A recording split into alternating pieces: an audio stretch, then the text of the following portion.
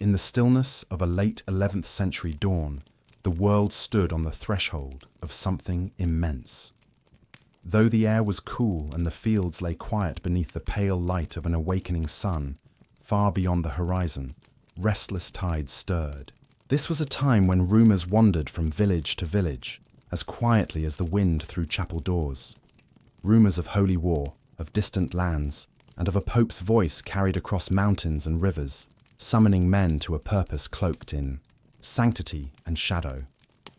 Let us begin there, in the year of our Lord 1095, at the Council of Clermont, where a man in robes of authority rose before a crowd of weary nobles and peasants alike. Pope Urban II, a name that would echo down centuries, spoke with a fervour that caught the air on fire. Yet here, we do not speak with fire, but with quiet reflection. His voice, though fierce in history's recollection, might now be heard as a solemn bell, resonant, slow, beckoning. He spoke of Jerusalem, a city whose stones had known prophets and kings, now said to be under siege by forces alien to Christendom. He spoke of brethren in the east, suffering under the yoke of the Seljuk Turks. And he spoke of sin, of salvation, of indulgences offered like balm to the soul. Promises that if one took up the cross, bore it upon their shoulder and heart, they would be forgiven all trespasses. It was an invitation not only to fight, but to cleanse, to seek redemption through suffering, through pilgrimage, and perhaps through death. And so it began. Men carved wooden crosses and stitched them into tunics, not always with pride, but often with trembling hands and uncertain hearts. The first crusade was born not in thunder, but in a rustle of leaves, in quiet prayers, in the whispering resolve of countless souls preparing to leave the only homes they had ever known. Picture a modest village on the edge of the Frankish realm. The wind sweeps over fields of barley, and in the distance, the faint clang of a blacksmith's hammer echoes like a heartbeat. Here lives a man named Emmerich, a cooper by trade. His hands are coarse from shaping staves, his back bowed from years of labour. He is not a warrior. Yet, when the bishop came to town, cloaked in solemn majesty, and read the papal decree aloud beneath the chapel's wooden eaves, Emmerich felt something stir. He did not dream of glory. He feared damnation. His father had died unshriven in the harvest field. His son, barely 7, clung to his leg as he listened. His wife, Ilsa, clutched her rosary with pale fingers, and the beads clicked softly like bones beneath her breath. She feared the road ahead more than sin, but she said nothing. That night, by candlelight, Emmerich sat with his knife and a strip of wool and made his cross. It was not grand. The stitching was rough, the shape askew. Yet in that simple act, he joined something far larger, a movement that would stretch from the coastlines of Normandy to the sands of Antioch, from the Alps to the deserts of Syria. But this is no tale of battles.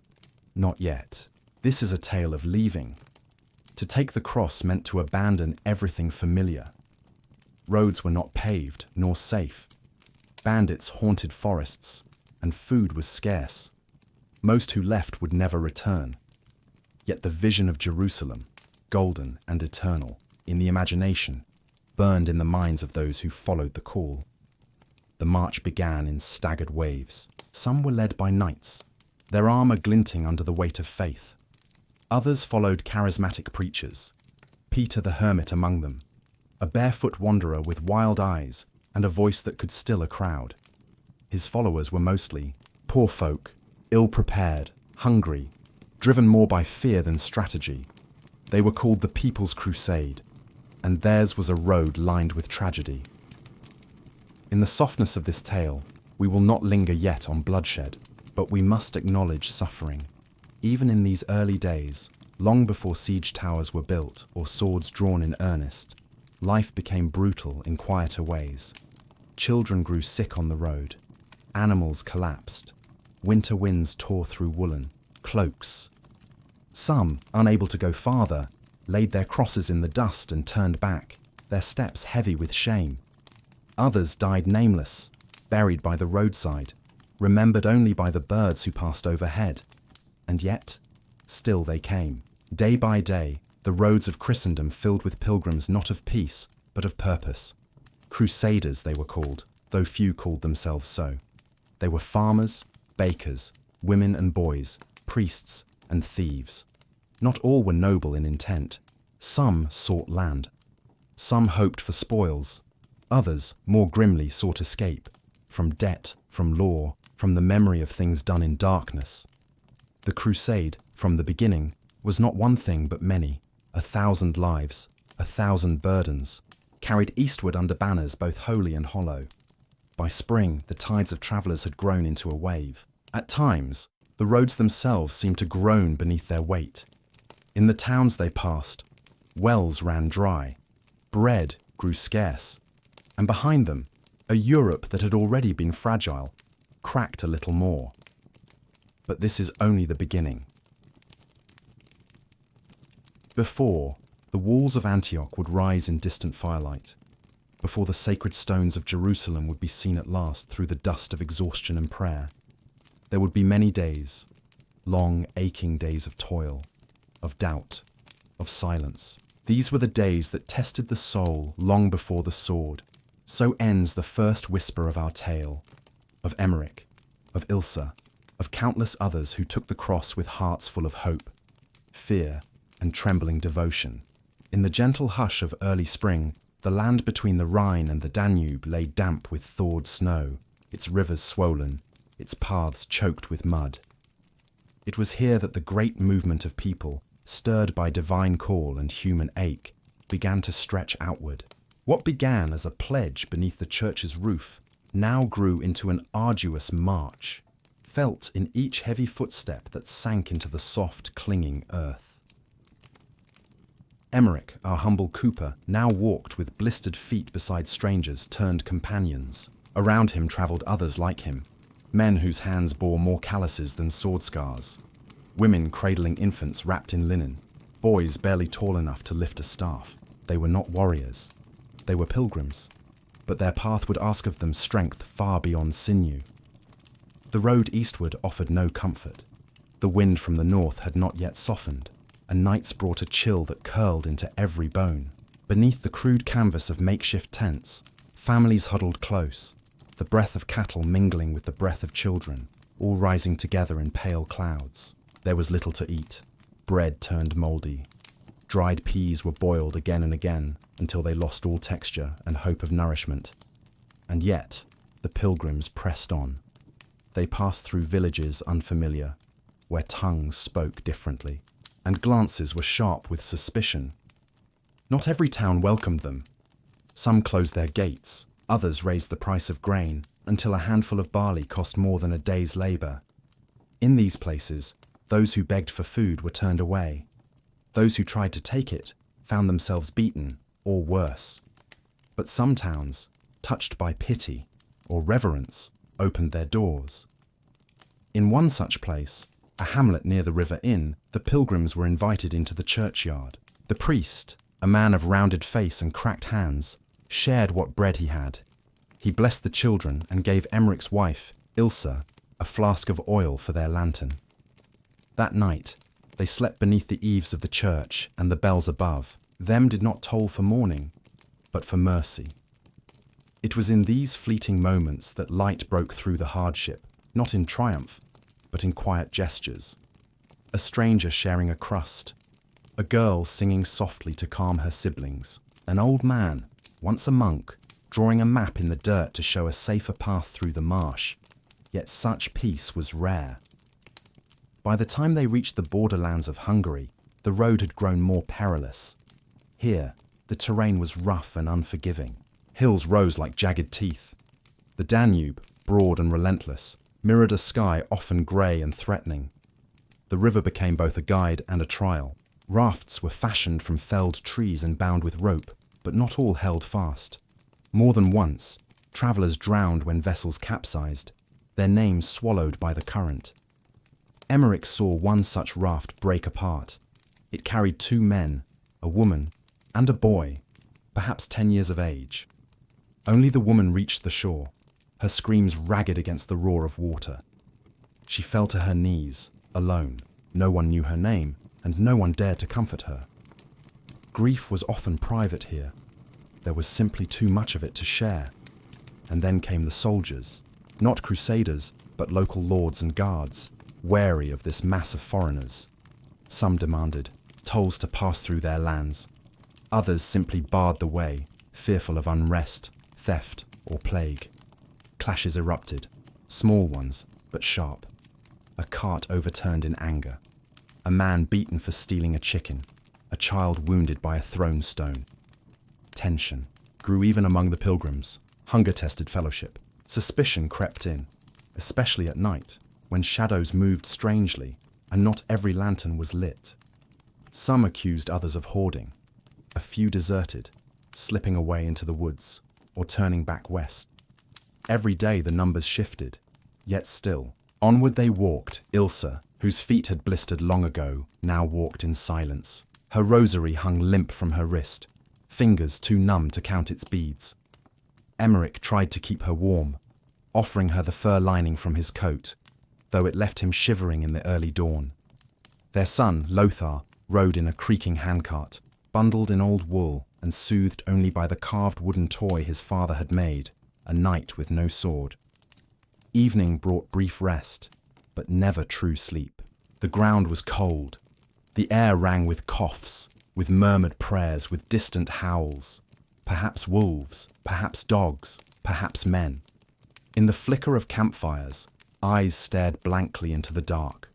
What lay ahead remained unknown, but behind them now lay only distance, too far to turn back, too near to hope.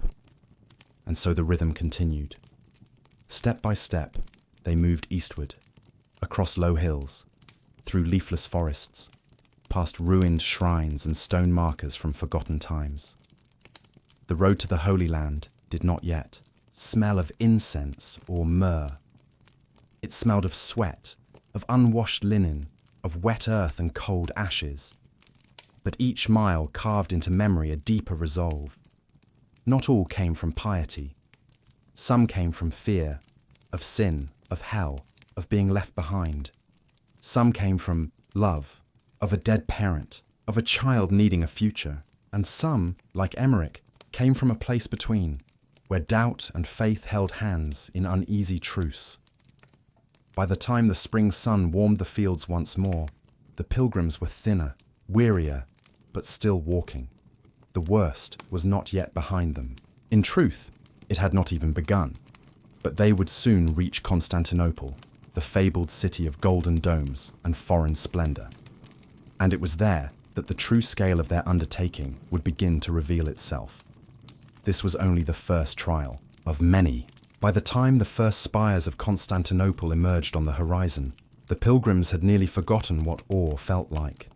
The weeks behind them had been etched with suffering, calloused feet, empty bellies, restless nights, and so the sight of the great city struck them not with joy, but with silence. They came upon it at dawn, when the sky blushed soft with the colours of rose and ash. Atop the hill where their worn path ended, they saw it stretching out beneath a mantle of morning mist. The domes shimmered like polished bronze, catching the light like calm fire. The city's great walls stood vast and pale against the seas. Gentle murmur, their sheer size more intimidating than welcoming. Minarets and towers stood like ancient sentinels above the city's skyline. The golden cross of Hagia Sophia, still gleaming in those days, rose above them all, a beacon from another world. Emmerich stood there with Ilsa and little Lothar, and for a long while they said nothing. He took her hand, not with passion, but with weary tenderness, and together they watched the city awaken. Bells tolled not from belfries, but from 100 chapels hidden within marble courtyards. The wind carried faint chants from cloistered naves. Ships drifted lazily upon the Bosphorus, their sails unfurled like the wings of birds. But for all its splendor, Constantinople was not a city that embraced. The pilgrims, when they reached its outskirts, found its gates guarded, its streets wary. The emperor of Byzantium, Alexios Komnenos, had long heard of their coming. He had sent envoys to the Pope. He had requested knights, a few perhaps, trained and loyal, to aid against the Seljuk threat. But what arrived instead was an unruly tide. Peasants and vagabonds, hungry mouths and fevered minds, driven more by desperation than strategy. To the Byzantine court, they were not liberators. They were a problem. And so the gates opened slowly, not in welcome, but in caution. The people of Constantinople, with their fine silks and incense-filled churches, watched the Westerners with guarded eyes. They found their Latin tongue harsh, their manners crude. They kept their distance. It was a clash not just of armies, but of civilizations. Emmerich, like many, had imagined this city as a sister in faith, a fellow citadel of Christendom. Yet within days of arrival, he saw the difference in posture, in clothing, in food. The bread here was flat and spiced. The prayers were sung in Greek. The icons in the churches stared out with eyes that seemed older than time, unmoved by Latin hymns. Ilse found little comfort here. The marketplace was noisy, but unfamiliar. She could not read the signs. She feared being cheated and often went without. When she tried to speak to a local woman, she received a polite nod, but no words. Lothar, however, was captivated. He wandered, near the harbour, watching the fishermen mend their nets with calm precision. He stared at the mosaics on church walls, eyes wide at the blues and golds. One day, he saw a monk feed a flock of pigeons from his palm, and he laughed for the first time in weeks. Still, tension brewed. The leaders of the crusading forces, noblemen and minor kings, were summoned to the palace, each asked to swear an oath. Alexios wanted them to promise that any land they reclaimed would be returned to the empire. It was a demand not without logic, yet to men raised in the feudal codes of the West, it sounded like an insult. They had not come all this way to fight and bleed, only to return spoils to an emperor who barely trusted them. Some swore reluctantly, others refused. Suspicion bloomed on both sides. Emmerich, far from such counsels, noticed its effects among the ranks. Rumours spread that the Byzantines were planning betrayal, that the emperor would lock the gates behind them and let them die in the east. Others whispered that the Greeks practiced a false Christianity, that they kissed icons more than crosses, that they honoured saints more than the Saviour. These were not truths, but truth has little voice among the hungry. And then there were the mercenaries. Alexios, wary of his guests, arranged for many of the poorer crusaders to be ferried across the Bosphorus and into Anatolia, away from the capital, away from the city's fragile peace. He gave them supplies, yes, but not guidance. Once they crossed, they were on their own. It was here that the great fracture truly began. Peter the hermit's followers, poor, undisciplined, many with no weapons beyond farm tools, were the first to go. They believed victory was near, that the Turks would fall like leaves before a wind of righteousness. Instead, they walked into ambush. At the Battle of Sivito, their numbers were scattered like dust. The Seljuks struck with cunning and speed. Thousands perished in hours. The survivors fled, few and broken, their hopes turned to ash. When word of the slaughter reached those still in Constantinople, the illusion of unity began to dissolve. Emmerich heard it from a Flemish knight, whose armour bore blood, not his own. "They are gone," the knight said, voice low, eyes dull. "The boy who shared my bread, his head is now a trophy." And then he turned away and spoke no more. Ilse wept that night, not for anyone she knew, but for what now seemed inevitable. The road ahead no longer promised holy triumph. It promised death, and yet they would continue. Not for glory, not even for salvation, but because to turn back now was to admit the journey had meant nothing. They would cross the Bosphorus too soon. They would set foot on lands that had not known peace in a generation, and they would begin a march that would change them more deeply than any church sermon ever could. When the waters of the Bosphorus slipped behind them, the world changed. What lay ahead was no longer the cloistered grace of Constantinople, nor the damp forests of the west. Anatolia stretched before the pilgrims like a vast, sun-dried scroll, open, unrelenting, and filled with silence. The first steps upon its soil felt almost sacred. The air was thinner, the sky broader. The dust rose in gentle clouds beneath their boots, and even the wind felt different here, drier, whispering across the plateau with an eerie clarity. To many, it felt like entering a different world entirely. The soil bore no trace of Latin, voices. The stones did not echo with the prayers of Rome. This was the East, ancient, scorched, unknowable.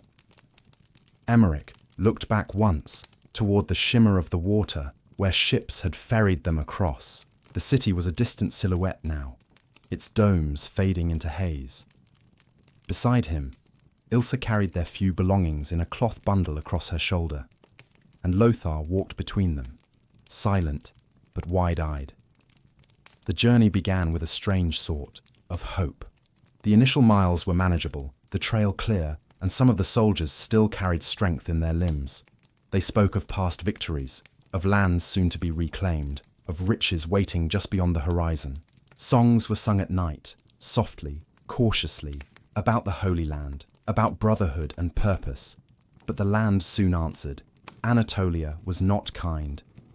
Its hills rolled endlessly, sun-bleached and broken, offering no shade and little water. The sky bore down with a pale fury. Day after day, the sun beat against their necks, and even the most devout found their prayers drying in their mouths like brittle leaves. Water became a silent obsession. The rivers were few and far between, and when they found them, the banks were often fouled or already claimed. Men drank from stagnant pools. Women tried to strain silt through cloth. Some fell sick from the water, others died thirsting beside it, too ill to drink. And always, the horizon mocked them, never changing, always distant, a mirage that moved as they did, promising nothing. Worse than the thirst was the quiet. In Europe, even in hardship, there had been life. Birds, trees, voices from nearby farms. Here, there was only wind and dust. Even the animals moved like ghosts, lizards darting between rocks, birds of prey circling silently above. At night, the campfires flickered against the dark like stars cast down upon the earth, and each one felt miles from the next. Emmerich began to change. His silence grew longer. He walked with a limp now, the result of a strained ankle he had wrapped with linen. But he said nothing of the pain. Ilse no longer tried to speak, unless necessary. She saved her breath. Even Lothar, whose curiosity had been tireless, now trudged with heavy steps, clutching his wooden knight like a charm. Then came the first sign of war. Not battle, but warning. A caravan ahead had been attacked. They found the wreckage just after noon. A twisted mess of broken wheels and spilled sacks. The air still thick with the iron tang of blood. The bodies had been left where they fell. Merchants, guards, perhaps pilgrims like themselves. One had been tied to a post and burned. The ashes still smouldered faintly. No one spoke. A priest moved among the dead, whispering rites, his voice barely rising above the breeze. From that day on, they posted watchmen at night. Fires were reduced, voices hushed. The shadows seemed longer now, more eager to move. Then they were attacked. It was near a dry riverbed, where the earth cracked like old pottery, and even the weeds grew sharp. The Turks came with silence, not drums, archers on swift horses, their arrows falling like whispers. There was no grand clash, no duel of champions. It was chaos, brief and brutal. They struck the rear of the column first, where the sick and slow travelled. Screams rose, then choked off. Dust clouded the air. Knights rushed to respond, but by the time they arrived, the attackers had vanished into the hills as quickly as they came. When the dust settled, 12 lay dead. 3 were children. Emmerich helped dig graves that evening. The ground was hard, resisting the shovel like a clenched jaw. Ilse held Lothar close, her arms wrapped around him not in comfort, but in quiet desperation. No words could ease this. They only knelt as others did in the fading light and listened to the priest's voice crack as he spoke the final prayers. After that, the march became a thing of shadows. They no longer spoke of Jerusalem. They spoke of survival. Food grew scarcer. The salted meats had long since turned. They boiled grains in dirty water. Some chewed leather straps for hunger. Once, a goat was stolen and cooked in secret. The thief was found, beaten, and left behind. The Anatolian sun showed no mercy. Days blurred into one another. Skin burned, eyes dried. Even the nights gave no relief, only chill and dreams filled with thirst. Yet somehow they continued, because to stop was death, and to turn back, there was nothing to turn back to. Only empty roads and broken hopes. Some sang no longer. Some cursed God. Others clung more tightly to faith, muttering psalms like incantations, crossing themselves at every step. Emmerich did not curse, nor did he pray aloud. He simply walked. His limbs moved because they had to. His eyes stared ahead because the past was too heavy. And then, as the dust of weeks thickened upon their clothes and the last of the bread turned to dust in their packs, they saw it. The distant banners of another host, other crusaders, approaching from the west. A sign that they were not alone, that somewhere in this vast, burning land, others walked the same path. It was a slender hope. But hope, however frail, was still light. The city rose before them like a dream half-remembered, solid, ancient, and still. Nicaea, known as Nicaea in the language of Byzantium, stood cradled beside a tranquil lake, its stone walls reflecting faintly in the lapping waters. To the Crusaders, weary and sun-scorched, it seemed at once both a sanctuary and a fortress. Yet Nicaea was no refuge. It was a challenge. This city, once a jewel in the Eastern Christian world, had fallen to the Seljuk Turks decades earlier. Now it served as a stronghold for Kilij Arslan, the Sultan of Rum, whose horsemen had haunted the Crusaders' march like silent ghosts. But at this moment, he was gone, drawn eastward by other threats, underestimating the scale of the force that now gathered before his walls. The Crusaders arrived in waves. From the west came the host of Godfrey of Bouillon, stern and deliberate. From the south rode the Provençals under Raymond of Toulouse, grizzled and proud. Bohemond of Taranto arrived from the north, sharp-eyed and cunning, his banners marked, with red crosses and Sicilian pride. Each brought their own followers, their own banners, their own ambitions, and with them came baggage, suspicions, rivalries, and oaths made under duress in the halls of Constantinople. Emmerich, with Ilse and Lothar in tow, found himself swept into a growing encampment outside the city's western gate. Tents sprouted like strange flowers in the fields. Smoke rose from campfires day and night. Blacksmiths hammered damaged weapons back to purpose. Priests held open-air mass, their chants mingling with the restless bleating of livestock and the shuffle of men preparing for war. Nicaea's walls were no mere stone. They were layered and broad, with towers spaced like watchful eyes. Its defenders were seasoned, and though their numbers were uncertain, their resolve was clear. The banners of the Seljuk Sultan flew proudly from the battlements, flapping like defiance in the wind. The siege began not with thunder, but with ritual. Each lord selected his place along the perimeter. Orders were shouted. Siege engines were fashioned from the surrounding woodlands. Trees fell beneath iron axes. Ropes were twisted, bolts carved.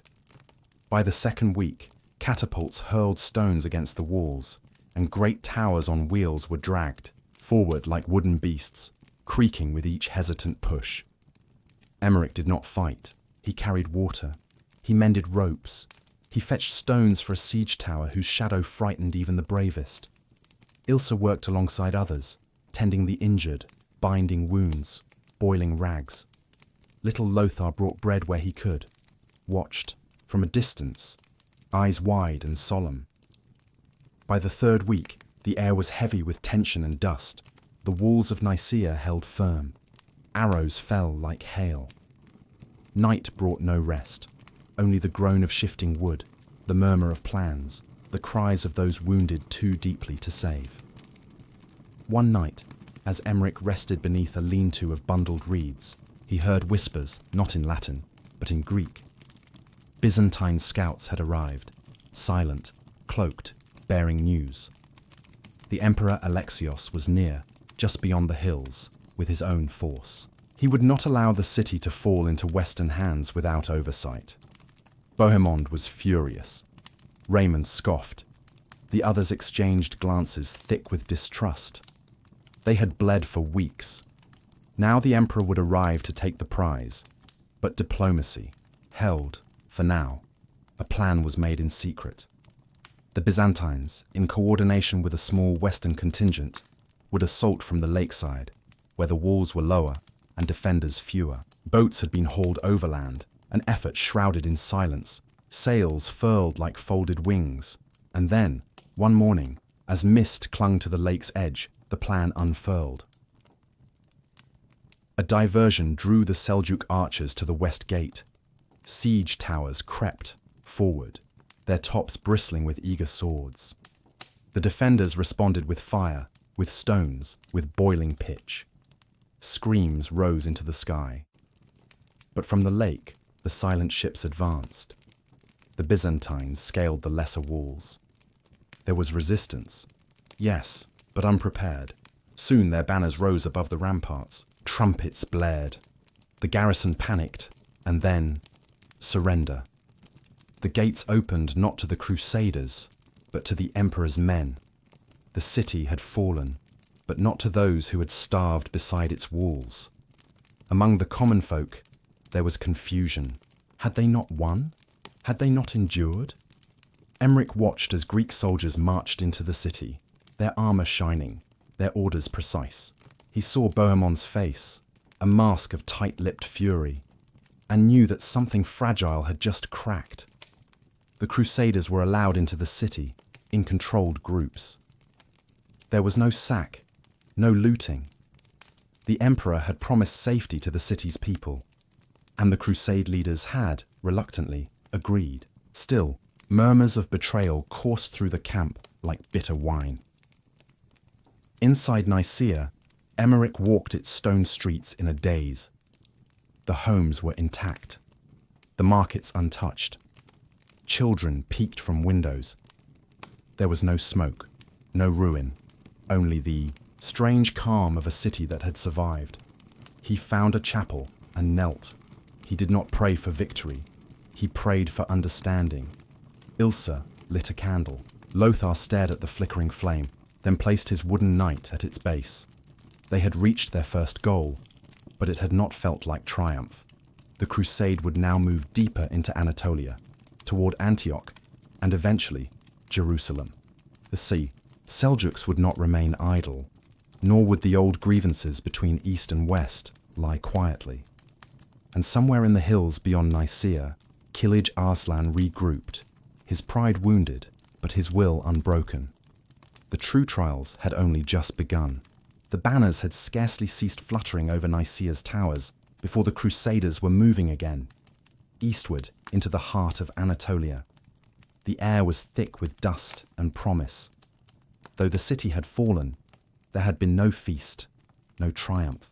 Tensions remained raw, and trust between the lords lay stretched thin.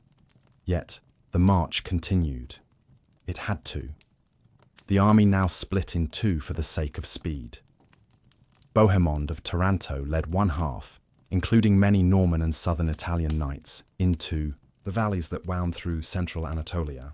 The second host, under Raymond of Toulouse and Godfrey of Bouillon, followed a day behind. Emmerich, along with Ilse and young Lothar, remained with the rear force. Their steps were slow but steady, and the days became a rhythm of quiet suffering. Wake, walk, rest, repeat. The road wound through dry hills and narrow passes, the sun ever fixed in a white sky that gave no shade.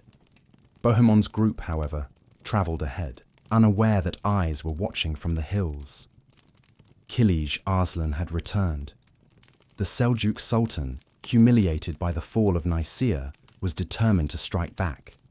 His scouts had tracked the Crusaders' movements, and his horsemen now gathered in secret, like a storm preparing to break. He knew the land. He knew its turns, its thorns, its ambush points. And most of all, he knew the arrogance of men who thought themselves invincible. At dawn on the 1st of July, the trap was sprung. Bohemon's vanguard had camped near a spring. At Dorylaeum, their tents spread loosely across a shallow valley. The air was still, the morning quiet, too quiet. Then, like a sudden breath, it began. A shrill cry, followed by the thunder of hooves. Arrows darkened the sky. Seljuk horsemen swept in from all sides, encircling the camp like wolves around a bleeding deer. Their tactics were swift and elusive, rushing close to fire, then retreating into the dust. Panic spread among the Crusaders. Many had not yet dressed. Some fought in tunics, half asleep, reaching for swords and shields in confusion. Bohemond, for all his pride, acted quickly. He rallied his knights, ordered a circle of wagons, and shouted commands above the din. The infantry clustered in the centre, defending the women and children. Tents burned. Screams tore through the dust. It was not a battle. It was survival. Hours passed in chaos. The Normans held barely, their shield wall buckling under pressure, but not breaking. Yet they were outnumbered, and the Seljuks pressed hard, their arrows unceasing. Bohemon's messengers galloped westward, risking death to reach the second host. Back with the rear guard, Emmerich saw the riders before he heard them. Their horses were lathered with sweat, their faces pale with urgency. One cried out, "Dorylaeum! Ambush! Bohemond is surrounded!" There was no debate. Raymond and Godfrey ordered an immediate march. Knights mounted swiftly, squires loaded carts, and even the wounded rose to their feet. The second host surged forward, pushed by desperation. Emmerich lifted Lothar into the handcart and took Ilsa's hand. "We have to go," he said, and she nodded, though her eyes were full of fear. Dust rose around them like smoke. By late afternoon, the sound of battle grew near. The clash of steel, the roar of horses, the crack of arrows striking shields. The valley opened before them like a gaping wound, and there they saw it. The Normans still holding their circle, surrounded by a sea of riders. Raymond's cavalry struck like a hammer. With a trumpet's call, his mounted knights thundered into the fray from the western hills, catching the Seljuks off guard. From the north came Godfrey's infantry, grim and silent, marching with grim purpose. The Crusaders pressed the Turks between them. Now it was the Seljuks who found themselves cornered. Kilij, Arslan ordered retreat, not out of fear, but necessity. His men withdrew swiftly, vanishing into the dust and hills from whence they came. The battle was over. The field was quiet again. Smoke curled from smouldering tents. Bodies lay scattered, horse and man, friend and foe. The wounded groaned. Some cried out names of those who would never answer. Bohemond stood bloodied, but alive. His armor dented, his cloak torn, his eyes wary. He said nothing when he saw Raymond, only nodded once. The Crusaders had survived. But it was a victory without celebration. The cost had been high, hundreds lay dead, and the lesson had been clear. The enemy was not only fierce, but clever, and they would strike again. Emmerich helped carry the wounded that night. His hands were red with effort. He did not know whose blood covered his tunic. Perhaps many. Ilsa gathered cloth for bandages. Lothar offered his wooden knight to a boy who had lost his brother, and the boy clutched it like a relic. Around the fires, men whispered of what had almost happened. They spoke not of glory, but of relief, that they had not been lost in that dry, forgotten valley. From that day on, they travelled more carefully. Scouts ranged farther, columns stayed tighter. The memory of Dorylaeum haunted their steps. But even as they mourned the dead, a strange sense of resolve grew. They had faced the fire and lived. The road to Antioch now lay ahead, a city vast, ancient, and fiercely defended, a place where the true crucible of the crusade would begin. Yet before that, the Crusaders would have to march deeper still into the wilderness of Anatolia, across plains that shimmered with heat, where water was scarcer than mercy, and the enemy never far. The road from Dorylaeum did not heal, it only deepened the wound. Though the Crusaders had survived the ambush, their spirits bore heavy scars. The taste of death lingered on every breath, and the land ahead offered no solace. Central Anatolia stretched before them in endless shades of ochre and ash, a place where the sky pressed down and the earth cracked in protest beneath their weary steps. The sun became a second enemy. It was relentless, casting no mercy upon armor or bare skin. Metal burned to the touch, leather straps rubbed raw, eyes stung with sweat. Water, more than gold, became the currency of life. Each day was marked not by hours, but by gulps from dusty flasks, measured carefully, guarded fiercely. Emmerich walked, in silence. The skin on his neck had darkened, peeling in strips. His tunic clung to him like wet parchment. Each step was a quiet negotiation with his own body. Still, he moved forward, always forward. Ilsa's feet bled from worn sandals. She wrapped them in cloth, pressed dried moss to the sores, and said nothing. Her hands, once soft from work at the loom, were now cracked and sun-blistered. And yet each morning she rose before dawn, whispering to Lothar, brushing dust from his cheeks with a mother's tenderness that the world had not yet taken. Around them, the great host moved slowly, like a wounded creature searching for rest. Thousands stretched across the plain, knights and servants, archers and cooks, priests and prostitutes. There was no true order anymore, only the need to keep going. The land offered little. Trees were rare.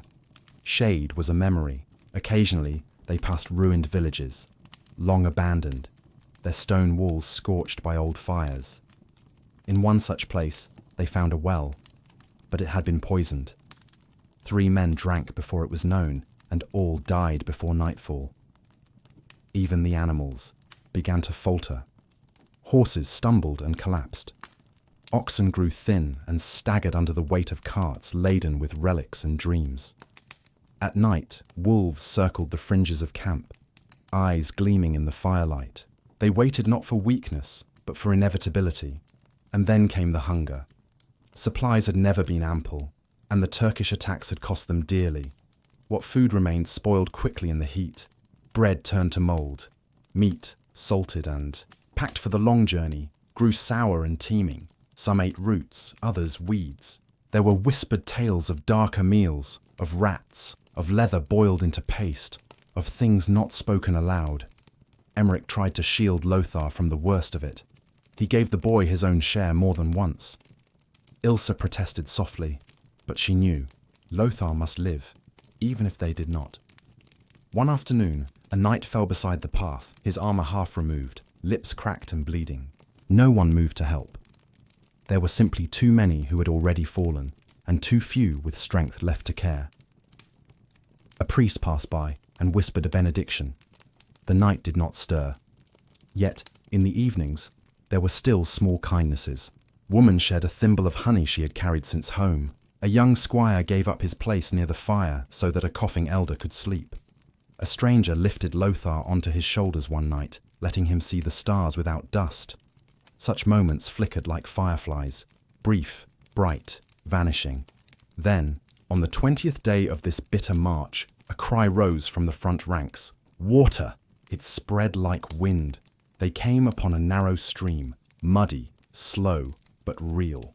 Crusaders threw themselves into it, drinking with cupped hands, weeping, laughing, some kneeling as though before a shrine.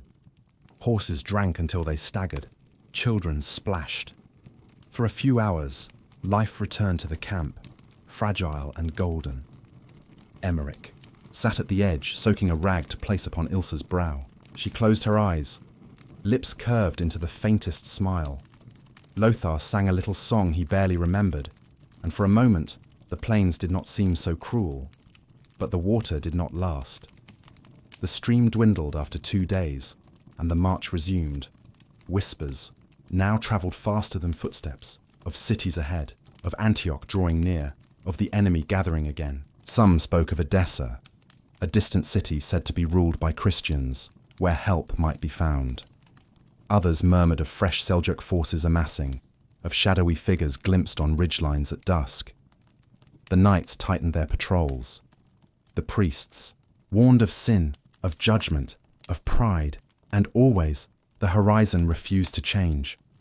It was on a late evening, just as the sun bled into the hills, that they first saw the outlines of a distant fortress, dark against the fading sky. It was not Antioch, not yet, but a smaller stronghold near the Orontes River.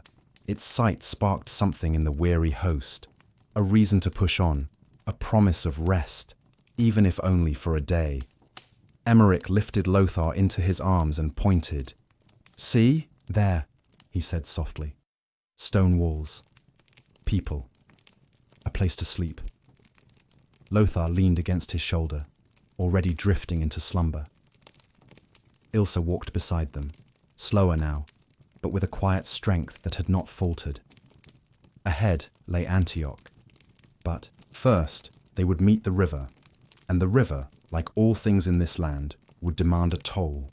They reached Antioch in the cooling light of October, after nearly 5 months of sun and dust, of hunger and buried dreams. The Orontes River shimmered beneath the rising moon, its waters calm, yet the city that loomed above it was anything but Antioch. The name had travelled with them from the beginning, whispered in prayers, scrawled on parchments, woven into sermons. Here, once, apostles had walked. Here the faithful had first been called Christians. But what stood before them now was not a city of pilgrimage, but of defiance. High stone walls, dark and unyielding, ringed its vast expanse. Towers rose at intervals, watching like silent giants. It sat nestled against the mountains like a crouched beast, guarding the path to Jerusalem. The Crusaders came not as pilgrims now, but as an army hardened by suffering. Emmerich looked upon the walls with awe and weariness. His hands were blistered from the long march. Lothar clung to his cloak, wide-eyed. Ilse stood beside them, hair matted, cheeks hollow, but still upright, still moving. Around them spread the sprawling camp of the Crusader host, settling in a broad semicircle before the western gate. Antioch would not fall easily. It had been built to withstand armies far greater than theirs. The walls stretched for miles, climbing up the slopes of Mount Silpius and descending again toward the river. Gates were fortified. Supplies, they heard, had been stockpiled. And within the city, a garrison of Turkish forces, led by the capable commander Yagi Sian, prepared to resist. The siege began with hope. The Crusaders encircled the city where they could, though the walls were too vast to surround fully. They blocked roads, built wooden towers, and dug trenches. Knights rode daily patrols. Archers kept watch for sorties from the gates. Scouts ventured into the countryside, seeking food, allies, anything. And at first, they waited. They believed, perhaps, that the city would yield quickly, that hunger would do their work for them, or that fear of Christian vengeance would drive the Turks to surrender. But weeks passed, and then months, and the city stood. Within, the defenders held firm. Archers lined the battlements. The gates remained shut. Yagi Sian sent messengers to surrounding emirs, calling for aid. And the winter came slow and creeping, with rain and wind and cold. In the Crusader camp, suffering returned. Food dwindled rapidly. The surrounding countryside had already been picked bare by foraging. Villages were deserted. Even the grass had been trampled into mud. Horses died daily, some of wounds, some of starvation. Their carcasses were stripped of meat, their hides, boiled for broth. Emmerich shared what little he could find with Ilse and Lothar. He foraged by day, begged by night. Once he traded a silver ring, his father's, for a sack of barley that had gone mouldy. Still, they ate it. The rain turned the camp into a sea of muck. Tents collapsed, trenches filled. Men slept in water, woke in fever. Disease slithered through the host like smoke. Typhus, dysentery, infections from old wounds reopened. Graves dotted the edges of the camp, shallow and hurried. And still, Antioch stood. Each day brought new despair. Some began to desert. In the darkest hours, men slipped away into the woods, hoping to return to Constantinople, to home, to anything but this slow death. A few were caught, dragged back and punished. One man was flayed, another had his feet crushed with stones. Bohemondi grew restless. Raymond preached patience. Godfrey brooded in silence. Among them, distrust festered. Each saw the city not only as a prize of faith but of power. Whoever claimed Antioch would hold a gateway to the east, and none wished to yield. January, the starving host began to eat leather again. Boots, belts, pouches boiled into bitter paste. Some ate grass, others scraped moss from stone. Rumours spread of worse things, of cannibalism in the darkest corners, where the sick died in silence and the desperate prowled. One cold night, Emmerich heard a scream near the southern watch. He rose and found a boy, not much older than Lothar, clutching a severed hand. His eyes were wild, unseeing. A priest took him away. No one asked questions. But in the midst of this darkness, something stirred. From the north came news. A small army was approaching, sent by the Armenian ruler of Edessa. At its head was a man called Baldwin of Boulogne, Godfrey's brother. He had won favour with the Armenians and secured supplies. Food, horses, cloth. It was not salvation, but it was enough. With the new provisions came new resolve. The siege tightened. Raids grew bolder. A Genoese fleet arrived from the coast, bringing tools and timber. Bohemond proposed a secret plan to bribe a tower guard within the city. Rumour said the man, an Armenian named Firuz, resented Yagisian's rule.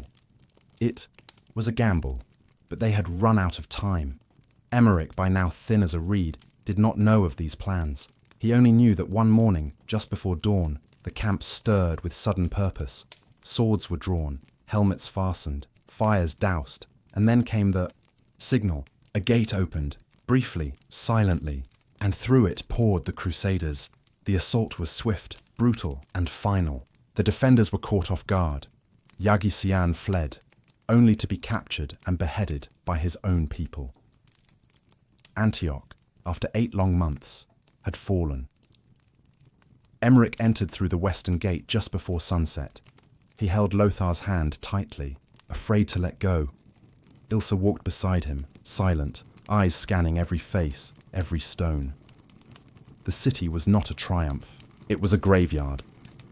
Bodies lined the streets, smoke hung in the air. Crusaders looted what they could. Gold, silks, spices, all taken. Even churches were ransacked in confusion and greed. Fires broke out. Screams echoed from alleyways. And still, the walls stood. But now, the Crusaders stood within them. They had taken Antioch. Yet even in their moment of victory, word came that a great Muslim army, led by Kabogo of Mosul, was approaching. The siege was over, but the siege had only just begun. The wind that blew through the streets of Antioch in early June was not one of freedom. It was thick with smoke and the scent of unburied dead.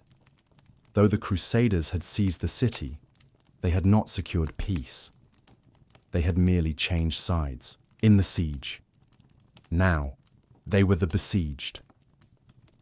Kaboga, the mighty Atabeg of Mosul, marched west with a host unlike any the Crusaders had yet seen. He had gathered men from Aleppo, from Damascus, from far eastern plains where the Tigris ran wide and slow. His army was vast, perhaps 40,000 strong, according to some frightened whispers, and well supplied, disciplined, hungry for vengeance. The Crusaders were caught unprepared.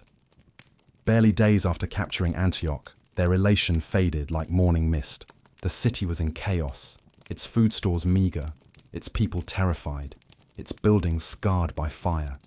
The bridges across the Orontes were broken, the gates were weak. The towers, though tall, lacked defenders. The walls had stood for centuries, but now they were weary, like the souls behind them. Bohemond took control of the city's defense, using his boldness as currency. He declared himself Prince of Antioch, a move that unsettled his fellow leaders, especially Raymond of Toulouse. Yet none had the strength left to contest him. The city needed a hand, even a ruthless one. Emmerich, along with Ilsa and Lothar, found shelter in a small house near the southern quarter. Partially burned, its roof patched with cloth. It had once belonged to a merchant, judging by the broken jars of spices scattered across the floor.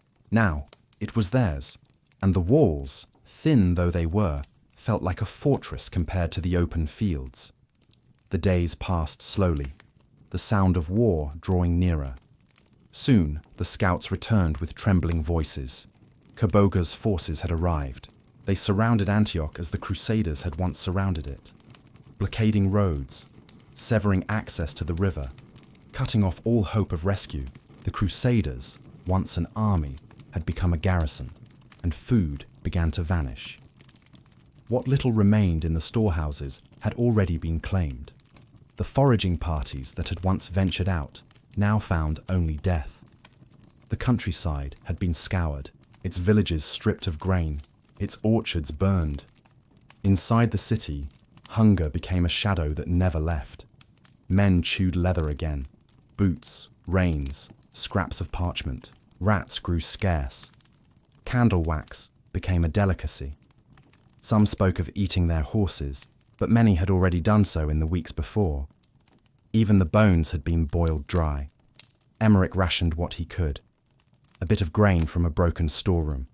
A single, dried fig, shared among 3. Lothar grew quiet. He no longer played.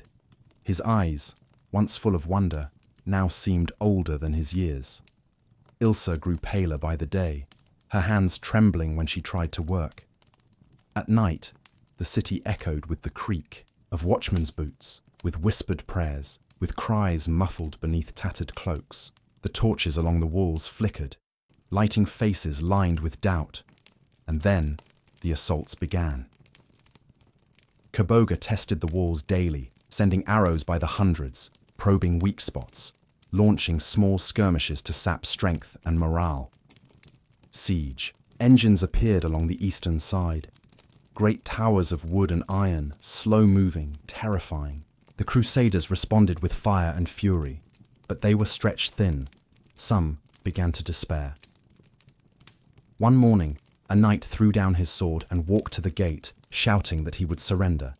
He was shot by an arrow before he reached it. Another man tried to scale the wall in reverse, fleeing the city.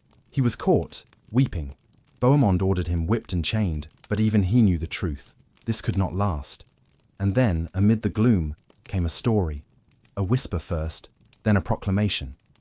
A priest named Peter Bartholomew claimed to have received a vision. Saint Andrew had come to him in the night, cloaked in light, and revealed the hiding place of a holy relic, the Holy Lance, the very spear that had pierced Christ's side on the cross. It was buried, he said, beneath the floor of the Cathedral of St. Peter within the city walls. Some scoffed, others clung to it. In the days that followed, Peter led a digging party, watched by nobles and soldiers alike. They toiled for hours, then days, their hands blistered, their bodies weak. Some began to doubt. Then, on the 3rd day, a cry rang out. A shaft of iron, black with age, pulled from the earth like a buried promise. Was it truly the lance? None could say. But it didn't matter. Hope had returned. Bohemond held the lance aloft in a public square, and the crowd surged with newfound strength. Priests wept. Knights knelt. Even Raymond, ever skeptical, paused in silence. It was not proof they had found, but purpose. The Crusaders gathered for one last stand. They planned a sortie, a bold charge to break the siege, to scatter the Turks by surprise. It was madness. They were fewer, hungrier, exhausted, but they had nothing left to lose. Emmerich prepared with trembling hands. He was no warrior, but he would march.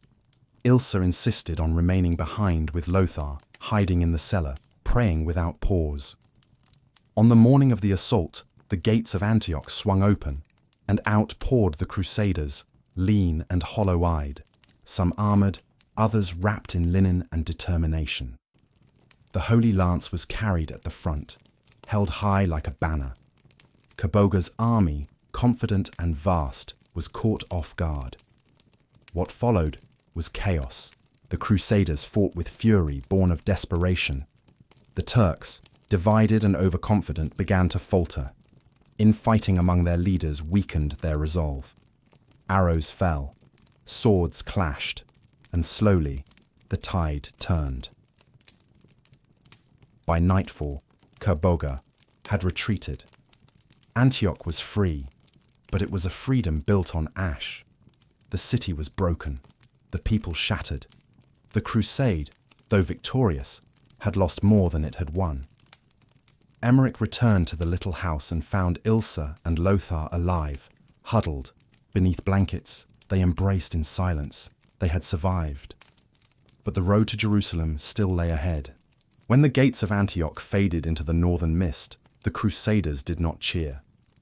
Their steps resumed without the thrill of victory, but with the weariness of those who had endured more than they could name. Antioch had not delivered them peace, only a brief pause in the long, hard march to Jerusalem. It was now the spring of 1099. 3 years had passed since Pope Urban's call at Clermont.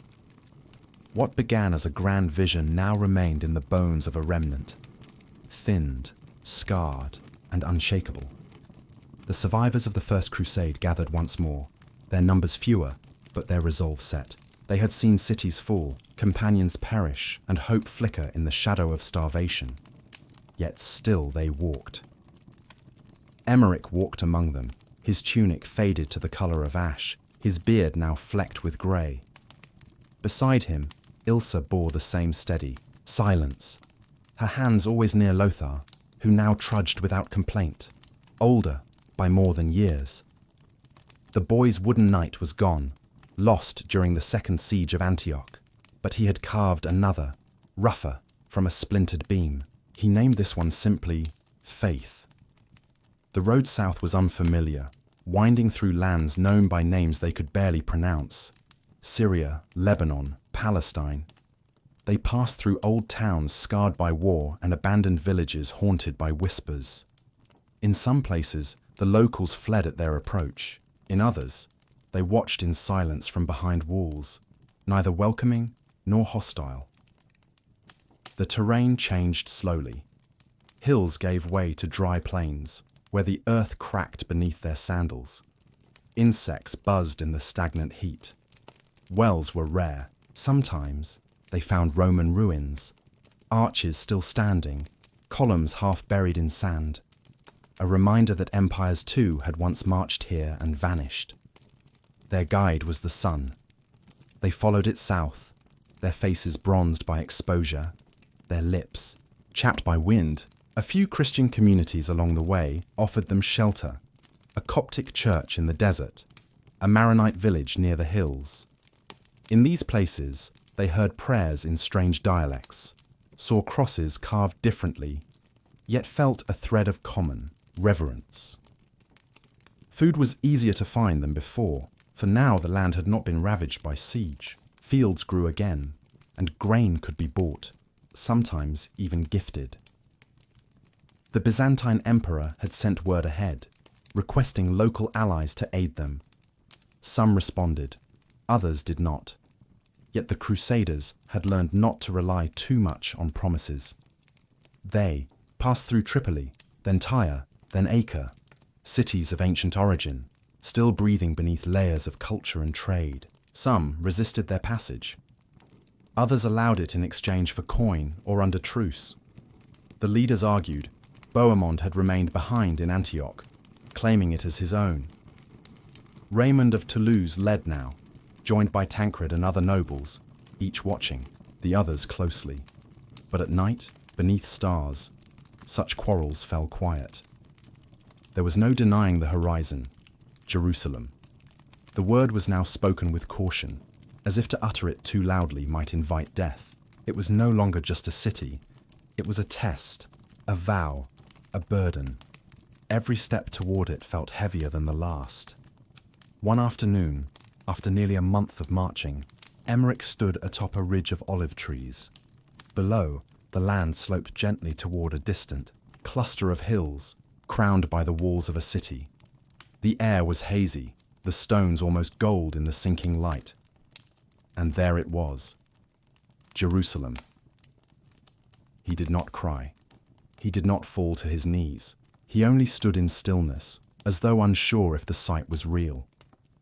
Ilse joined him, and her fingers found his. Lothar stood on the other side, blinking in the sunlight. Around them, others gathered, silent, awestruck, weary. The city shimmered beneath the sun, like a vision from a dream long denied. Its walls, high and pale, wrapped the city like arms. The dome of the rock glinted in the center, unfamiliar and magnificent. Minarets rose where bell towers might have stood. This was not the Jerusalem of their imagination. This was a living city held by the Fatimid Caliphate, defended by Egyptian soldiers, watched over by unseen eyes. But it was still Jerusalem, and they had come. That evening, the Crusaders camped on the Mount of Olives. No fires were lit. Only quiet prayers rose in the dusk. A few priests held mass in the open air. Some men sang softly, hymns from home, from before the world had changed. Emmerich did not sleep. He sat by a tree, watching the walls across the valley, wondering what lay within them. Would it truly bring redemption? Would peace follow conquest? Or had the journey itself been the only holy thing? Lothar curled beside him, head against his side. Ilse slept nearby, her breath soft, her hand still, clutching her rosary. The beads had worn smooth with use, the cross dulled from her fingers. Morning would bring decisions, about how to take the city, about alliances and plans and supplies. But for this one night, they rested. The end was near. And yet it felt more like the beginning of something deeper, something quieter. They had walked through fire and famine. They had endured betrayal, storm, and siege. Now only a wall remained. But behind that wall, perhaps, waited the very heart of their faith, Jerusalem. Not just a place, but a hope. The first light of June touched the stones of Jerusalem like gold on ash. From the Mount of Olives, the Crusaders beheld the city with reverent dread. For some, this was the place they had dreamed of since childhood.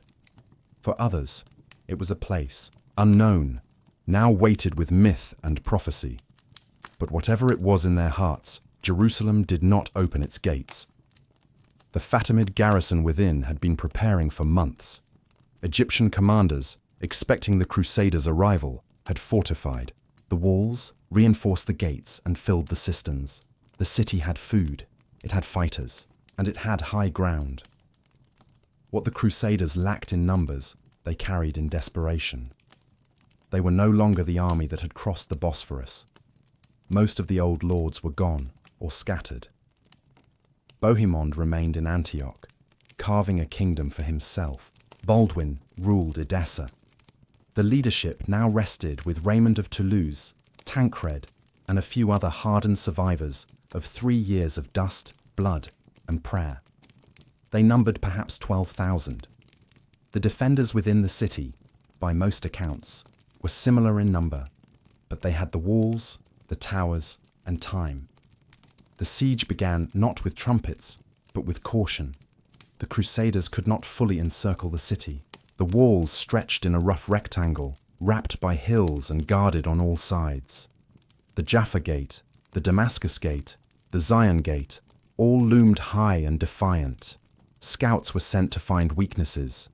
Engineers began the slow work of building siege towers, hauling timber from distant groves and ruined buildings. Water was scarce. The surrounding countryside had been burned. The wells near their camp yielded only brackish, foul-tasting pools. Men lined up at dawn for a single bucket. Horses died by dozens. Some drank from skins already emptied the day before, clinging to drops.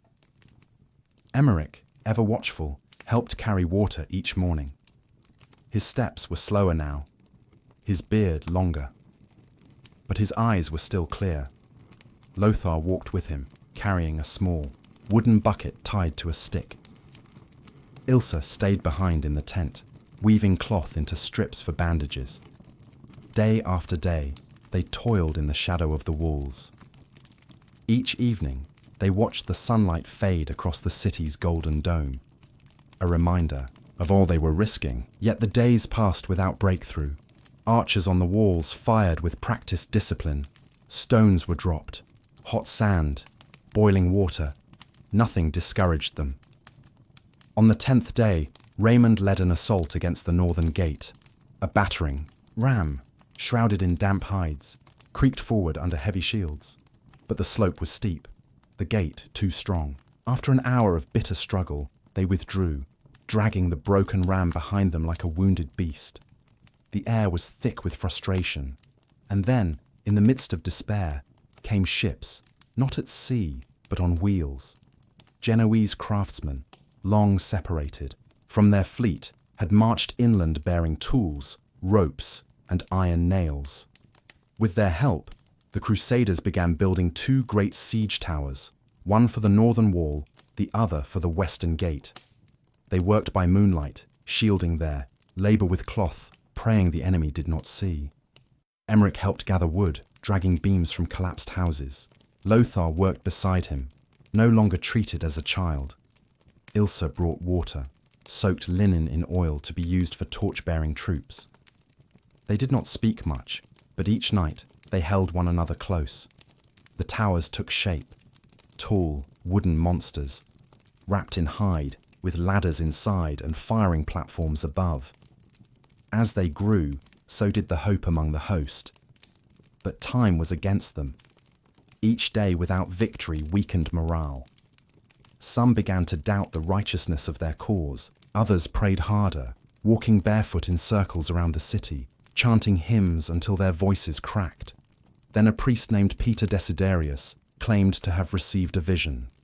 The Crusaders, he said, must purify themselves, fast, confess, walk barefoot around the city in silence as the Israelites had done around Jericho. Only then would God grant victory. And so on a hot, dry morning, they did. Thousands of men, women, and children walked the circumference of Jerusalem, barefoot, dusty, singing softly. Priests led them, carrying crosses. Some wept, some clung to relics. Some walked in silence, their lips moving in quiet plea.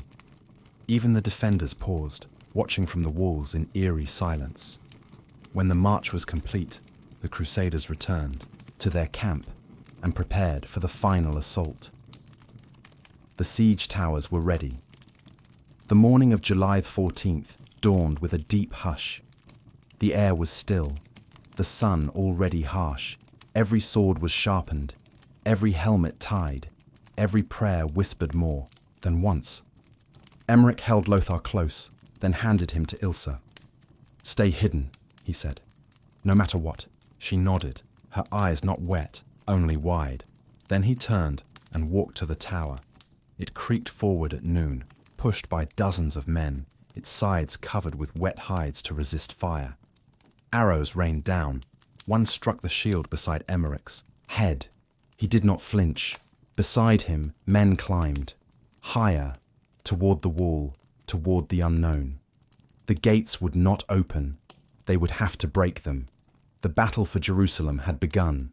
The towers reached the walls just as the sun passed its zenith, casting long shadows over the battlements of Jerusalem. The sky was cloudless, pale and searing. Below, the cries of men and the clash of weapons echoed against the stone. a sound, at once ancient and immediate. For days, the siege towers had crept forward, groaning with each turn of the wheel. Now they were close enough to stretch their gangways over the parapets, bridges of fate between the dust of suffering and the dream of salvation. Emmerich climbed one of them, his feet blistered, hands trembling on the ladder's rungs. Around him rose the shouts of comrades, the hiss of arrows, the creak of bowstrings. The smell of pitch and burning oil thickened the air. This was no orderly charge. It was chaos wrapped in the banner of righteousness. The defenders fought back with bitter precision. Arrows found the weak in armor. Stones crushed limbs. Hot sand and oil were poured from above. The walls held, and the gate did not yield. But the Crusaders had seen worse. They had starved in Antioch. They had bled at Dorylaeum. They had walked across Anatolia without water or shelter. They would not turn away now. At the northern corner, near the Damascus Gate, Tancred's men found a weak spot, an undermanned tower, a moment of hesitation, a guard too slow. A ladder went up. A knight climbed, sword in hand, shield overhead. He reached the top. The first to breach the wall. Others followed, surging up behind him, a wave of shouting men fueled by years of yearning. The wall became a battlefield, swords clashing, screams, ringing out, blood darkening the stone. Crusaders poured through the opening like a flood through a cracked dam. Soon, the gate was forced open from within, and the city was no longer a fortress, it was a prize. Emmerich entered Jerusalem, not with triumph, but in a daze. He stepped over bodies, friend and foe alike. Smoke drifted between the alleys. The air was filled with noise. Bells, metal, prayers, cries. The dome of the rock shone in the distance, untouched for now, a golden eye watching from the center. The streets ran red. The battle had turned to sack. As had happened in many cities before, once the gate fell, discipline vanished. Some sought vengeance, others sought loot, some wept, others roared. The city had fallen, and none could stop what followed. In the narrow lanes, resistance continued, brief, furious. Some defenders retreated to towers, to homes, to mosques. They were dragged out. Few were spared. The fear among the civilians, many of whom were not fighters at all, was thick as incense. Some hid in cellars. Others fled to holy sites, hoping for mercy. But mercy was in short supply. Even those who had come to the city seeking only peace found themselves part of a storm they could not halt. Emmerich found himself near the church of the Holy Sepulchre. It stood dark and quiet, untouched in the first wave. He fell to his knees, exhausted, and stared at its closed doors. For years he had dreamed of this place. Now it loomed silent before him, while screams echoed down the street. He did not enter. Instead, he turned back, retracing his steps. He passed fallen soldiers, looted homes, a chapel aflame. Then he saw Lothar. The boy stood at the city gate, beside Ilsa, clutching his small carved figure of faith. His face was pale but unbroken. He ran to Emmerich, who knelt, embracing him fiercely. Ilsa said nothing, only pressed her forehead to her husband's shoulder, her hands trembling. They had survived. They had reached Jerusalem. But the city they found was not the city of light they had imagined. That night, the Crusaders lit fires in the courtyards. Some sang hymns. Others argued over spoils. Some collapsed in exhaustion, sleeping on stones polished smooth by centuries of sandals. The church of the Holy Sepulchre was opened. At last, a mass was held. The Holy Lance was displayed. And those still standing wept not from joy, but from sheer release. The fighting ended slowly, as torches burned down and swords dropped from tired hands. By morning, the city was quiet. Jerusalem had been taken, and the First Crusade had, at last, reached its end. But for many, the end brought no clarity, only questions. What had they won? What had they become? Emmerich, sitting with Ilsa and Lothar by a crumbled wall, watched the sunrise touch the dome of the rock, bathing it in gold. For a moment, there was no noise, no flame, just the rustle of warm wind over a city that had known too many conquerors. He whispered a prayer, not for victory, but for forgiveness. They were still alive, and that, in the end, was its own kind of miracle. When the sun rose on Jerusalem the morning after its fall, it did not rise upon rejoicing, it rose upon silence. A silence so deep, it seemed as though the very stones of the city had forgotten how to echo. Smoke still rose from broken windows. The cries of the wounded drifted like distant birdsong.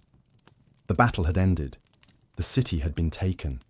And now came the question, what would they do with it? There was no clear answer. The Crusaders had marched from every corner of Europe under the banner of one church, one cross. But now, with Jerusalem in their hands, unity frayed. Each lord saw a different vision. Raymond of Toulouse, ever the cautious, elder, refused to take the crown when it was offered to him. "I came to serve the Lord, not to rule his city," he said. Yet others suspected humility masked ambition. Tancred, nephew of Bohemond, stood proudly among the knights, his sword never far from his hand. He eyed the city with a soldier's heart, knowing its worth as a fortress and a prize. Godfrey of Bouillon, ever solemn, emerged from the shadows as the most trusted among the remaining leaders. When the crown was offered to him, he refused it in name, but accepted it in duty. "I will not wear a crown of gold," he said, "where my Saviour wore a crown of thorns." And so he became defender of the Holy Sepulchre. Thus began the Kingdom of Jerusalem. It was not a kingdom in the polished sense. There were no grand coronations, no robed ceremonies in candlelit halls. It was a kingdom of survivors, of tents and broken streets, of patched wounds and buried dreams. The city was still bleeding, and the Crusaders who remained were few. They held Jerusalem, yes, but little else. The countryside remained uncertain. The road to the coast was dangerous. Muslim forces regrouped in Egypt and Syria, and many knew that the storm would come again. Emmerich saw none of the politics. He lived in the southern quarter now, in a small stone home once owned by a trader. He, Ilsa, and Lothar shared the space, with 3 other families, quiet souls too tired to speak of the past. The rooms were cool and dry, the walls thick. At night, they slept on mats made from woven reeds, and during the day, they searched for food, for cloth, for meaning. He sometimes wandered near the church of the Holy Sepulchre. Pilgrims, few but growing in number, had begun to arrive. They came barefoot, weeping at the doors, singing hymns older than the war itself. Inside, incense once more floated through the air. The stone slab where Christ had been laid was polished by 1,000 fingers. But outside, the streets remained worn. The echoes of battle lingered in alleyways, and the market stalls were slow to return. One afternoon, Emmerich found Lothar sitting by the city wall, carving shapes into a soft piece of sandstone. "What are you making?" he asked gently. "A city," Lothar said, "a peaceful one." Ilsa began volunteering at a small hospital formed by a group of priests and widows. They cared for the sick, not only Crusaders but locals as well, those who had lived through the siege and remained behind. The walls inside were quiet, marked with crosses and worn tapestries. Her hands, once calloused from loom work, now tended wounds and cooled fevers. In time, Emmerich returned to his trade. He found broken barrels in the storerooms of the city, repaired them, fashioned new ones.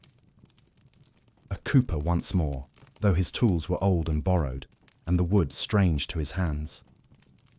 They did not speak often of the journey. It lay heavy in memory, like stone in water. But sometimes, at night, Emmerich would tell Lothar of the forests of home, of the bells of his village chapel, of the first time he heard the bishop speak of Jerusalem.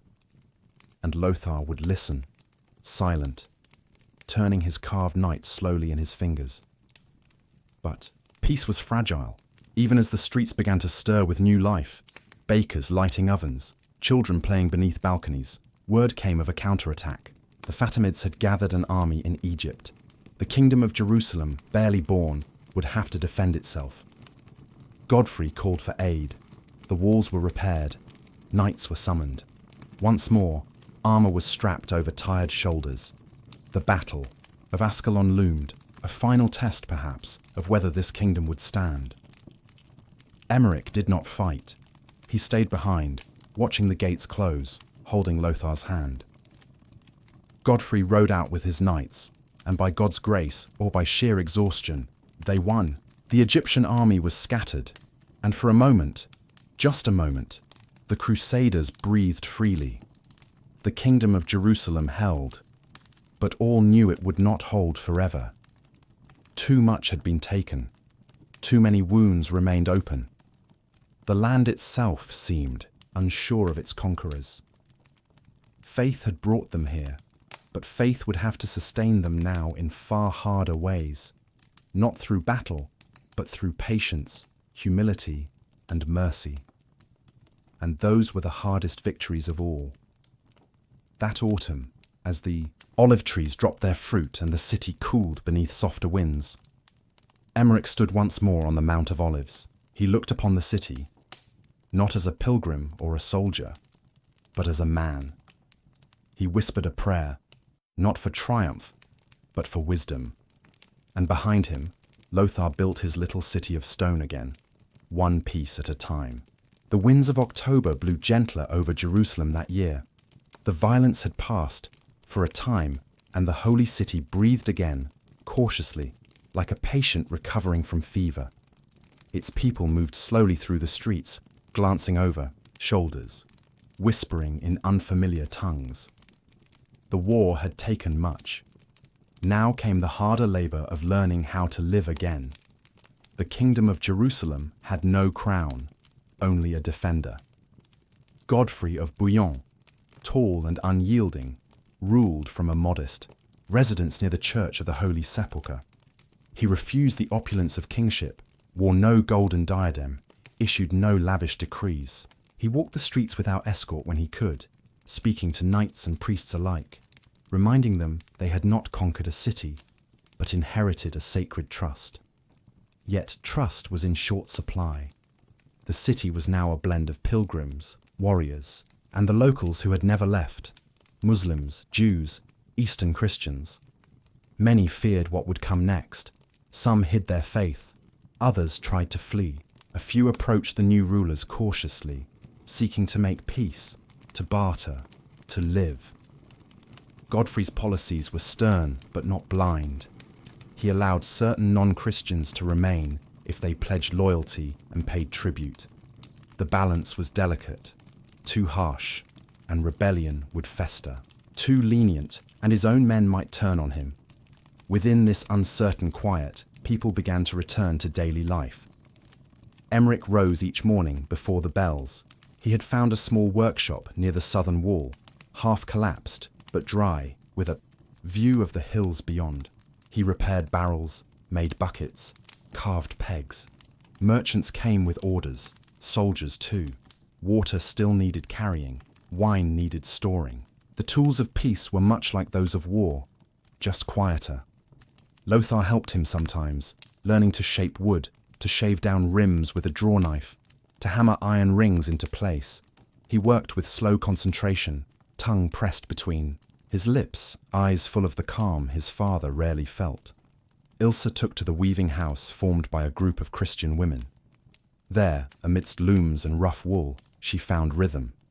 She made linen wraps for pilgrims, sandals from palm rope, bags stitched from remnants. Sometimes they sang old hymns, soft and low. They were not rich, but they were alive. And the days, for a while, flowed like water. Markets reopened near the old Roman Forum. Spices, cloth, clay lamps, dried fruit. The scent of cumin and sweat mingled in the air. Latin was spoken now, but so too was Arabic, Greek, Armenian, and others. Not all words needed translation. Hunger was understood. So was fear. At the edge of the quarter, a small Coptic chapel had been restored. Its priest, An old man with a beard like parchment held service each Sunday. Emmerich attended sometimes, not always understanding the language, but drawn to the incense, the echo of psalms in the stone vault. One morning, he watched a group of children, Latin and local, chase a hoop through the street, laughing. For a moment, he believed the war was behind them, but tension hung like an old cobweb, always catching wind. Knights argued over lands and spoils. Merchants disputed taxes. Locals protested the seizure of homes. Soldiers grew restless. They had fought for salvation, not for governance, and few were trained for peace. Some wandered, some drank. A few turned cruel in boredom. Godfrey tried to hold the balance, but even he could not see all corners. One night, a scuffle broke out near the gate of Herod.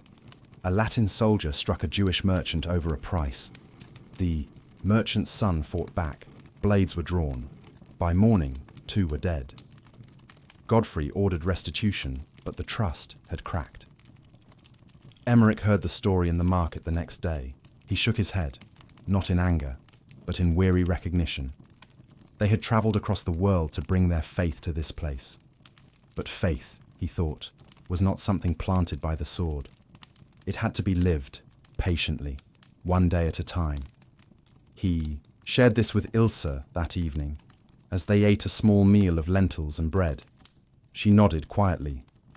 The hardest part, she said, was never the journey. It's the staying. That winter, rain came late. Crops struggled in the surrounding valleys. Pilgrims continued to arrive, some barefoot, some in noble cloaks. They came seeking healing, forgiveness, wonder. Few found what they expected, but some stayed. The city's population began to shift again, swelling slightly. Bakers worked longer hours. Masons took contracts to repair towers. Priests opened schools for children who had never held a book. One such school welcomed Lothar. He carried a slate tablet, a sharpened piece of bone for a stylus. He learned slowly, letters first, then numbers. He wrote his name in Latin, then, shyly, in Greek. His mother kissed his brow when he showed her. Emmerich kept a record in a small book. Each barrel sold, each piece repaired, each day without conflict. He wrote not for history, but for memory, a quiet chronicle of survival. And though war would return in time, as all knew it would, these months of uneasy peace left their own mark. Not all victories were won with blades. Some were carved gently into wood.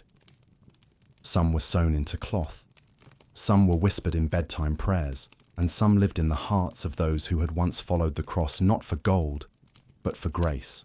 The wind that touched the walls of Jerusalem in the spring of 1100 had travelled far, across deserts and mountains, over hills once red with battle, and across the cold grey seas that touched the shores of France, Germany, and England. It carried, with it more than sand. It carried stories. Word of the Crusades' end had begun to drift westward, even before the city had fully healed. Carried by pilgrims, merchants, and the returning few, news moved like smoke through cathedrals and village chapels. Jerusalem had been taken. The holy city was in Christian hands. In towns that had once listened to fiery sermons urging knights to take the cross, the news arrived like a hymn in reverse, stirring, uncertain, full of questions. Some rejoiced. Bells rang in distant abbeys. Prayers were offered. Processions marched through the streets. Priests declared it a sign of divine favour, a proof that Christendom's strength, when united, could move the very heart of God. Others wondered, at what cost had it been won? In the village where Emmerich had once lived, a quiet bend of the river, where a chapel overlooked barley fields, the people had long believed him dead. Seasons had passed, and with them, the memory of his last walk down the road carrying a wooden cross on his back. His wife and son had been spoken of in prayer, sometimes with pity, sometimes with awe, but time moved on. And then one day, nearly 4 years after his departure, a rider arrived, cloaked and weathered, with sun-browned skin and a pack of scrolls. He bore no gold, no relics, only parchment. He stopped at the chapel, handed the priest a letter sealed in wax. It bore the sign of the new kingdom of Jerusalem. Inside was a list, names of the dead, names of the living, and among them, in small firm script, Emmerich of the Riverbend, cooper by trade, present and alive, residing near the southern wall of Jerusalem, with wife Ilse and son Lothar. The priest wept when he read it. He shared the name aloud at Mass that Sunday, and some gasped, others bowed their heads. Children who had never met the man spoke his name with wonder. An old neighbor lit a candle and whispered, "He walked into the world's fire and came out breathing." Letters were sent in return, slowly, carefully. One reached Emmerich months later, folded carefully, bearing the signature of the very priest who had blessed his journey. In it were kind words, news of the village, and a question. "When shall you return?" Emmerich read it by lamplight, his calloused fingers resting lightly on the page. Ilse sat beside him, sewing. Lothar slept, his hands wrapped around a rolled blanket. He did not answer right away, for what did return mean now? Jerusalem had become home in a quiet, reluctant way. The streets were still rough, the politics fragile, but they had carved a life here. A life not built on victory, but on the slow, small labor of rebuilding, of kindness and craft and shared songs. Elsewhere, in larger towns of Europe, the returned Crusaders were not always welcomed as heroes. Some came back with riches, yes, trophies, silks, and relics, but many returned with nothing at all. They were leaner, quieter, sometimes troubled by sights they could not name. Some brought stories, others brought silence. One such man, a knight, once known for his boldness, now limped through the markets of Rouen, refusing to speak of what he had seen. He touched no sword again. He carved crosses into wood and gave them away. Another built a chapel in memory of a friend lost outside Nicaea. He placed no name on it, only the word, Credo. I believe, but not all returned. Thousands remained in the East, some by choice, some by death, some simply swallowed by time. Their names faded, their homes forgotten. For those who stayed in Jerusalem, life was a long song of in-betweens. Emmerich received more letters in time, one from his cousin, asking if the Holy Land was truly as golden as the stories said. Another from a merchant, offering coin for olive oil and carved spoons, curious whether trade could reach across the sea. But still, Emmerich did not answer. He would walk the city walls some evenings, Lothar beside him, and stare out toward the distant hills. The wind was different here, drier, warmer, full of ancient voices. Sometimes, he imagined what it might feel like to walk once more beneath the trees of home. And sometimes, he thought of staying here forever. He began to write his own letters, not to send, but to keep. In them, he told the truth, of the silence after battle, of the weight of survival, of how holiness often felt like something quiet and soft, not loud and shining. He wrote of Ilse's hands, strong and tender, of Lothar's dreams, of barrels well made and bread shared with strangers. He wrote of walking into Jerusalem as a pilgrim and becoming in time a citizen. In the hills of Europe, others began to write as well, chroniclers, monks, poets. They wrote of crusade, of banners, of divine wrath and glorious conquest. But in the margins of those books, in the footnotes and small entries, were names like Emmerich's, ordinary names, quiet heroes, those who did not seek glory, only grace. And the world moved on. Churches were built in honor of the victory. Songs were composed, relics were paraded, but in the still corners of homes and hearts, the true story of the First Crusade lived on, not in marble or gold, but in memory. A man, a woman, a child, a road walked in silence, and a city taken not just by siege, but by survival. In the markets of Damascus, the news came not by trumpet, but by whisper. At first, it was just a rumor. The Franks have taken Jerusalem. Men scoffed. Impossible, they said. Jerusalem, guarded by walls older than memory, protected by the caliphs, banners, watched over by the angels. It could not be. But soon the rumors grew bolder, more precise. Names were spoken: Godfrey, Tancred, Raymond. Tales of siege, of betrayal from within, of the Red Cross rising over the holy city's towers. And the silence that followed those tales chilled the heart more than any cry. In the great mosque of Damascus, scholars paused their lessons. In Aleppo, the call to prayer seemed more solemn. And in the heart of Cairo, the Fatimid vizier turned to the sky and whispered, "Have we fallen asleep?" For centuries, Jerusalem had been a city under the crescent. It had changed hands, yes, from Umayyad to Abbasid, from Abbasid to Fatimid. But it had always remained within the House of Islam, a sacred city, third only to Mecca and Medina, where the Prophet had ascended in his night journey, where countless prayers had been lifted skyward, where the faithful had walked barefoot through its alleys in reverence and peace. Now it had been taken. The stories that followed were grim. Of the slaughter, Muslims killed by the thousands, mosques turned to stables, the dome of the rock defiled, the Al-Aqsa mosque stained with blood. Not all of it was accurate, some was true. But in the hearts of the faithful, the details mattered less than the meaning. Jerusalem had been lost, and the shame of that loss spread quickly. In Baghdad, once the heart of the Islamic world, the caliph sat cloistered, more symbol than sovereign. The Seljuk sultans, who once ruled with fury, now fought each other for provinces and coin. The Fatimids, ruling from Egypt, had grown decadent, distant from the needs of their distant territories. The Muslim world, fractured by internal rivalry, and faded resolve, had not seen the storm until it stood at their gates. But now, the memory of Jerusalem stirred something ancient. In the madrasas, teachers spoke with sharper voices. We have lost not a city, but our honor. In the caravansaries, merchants whispered of retaliation. In the homes of warriors, blades were sharpened without command. Poets wrote verses not of love, but of resolve.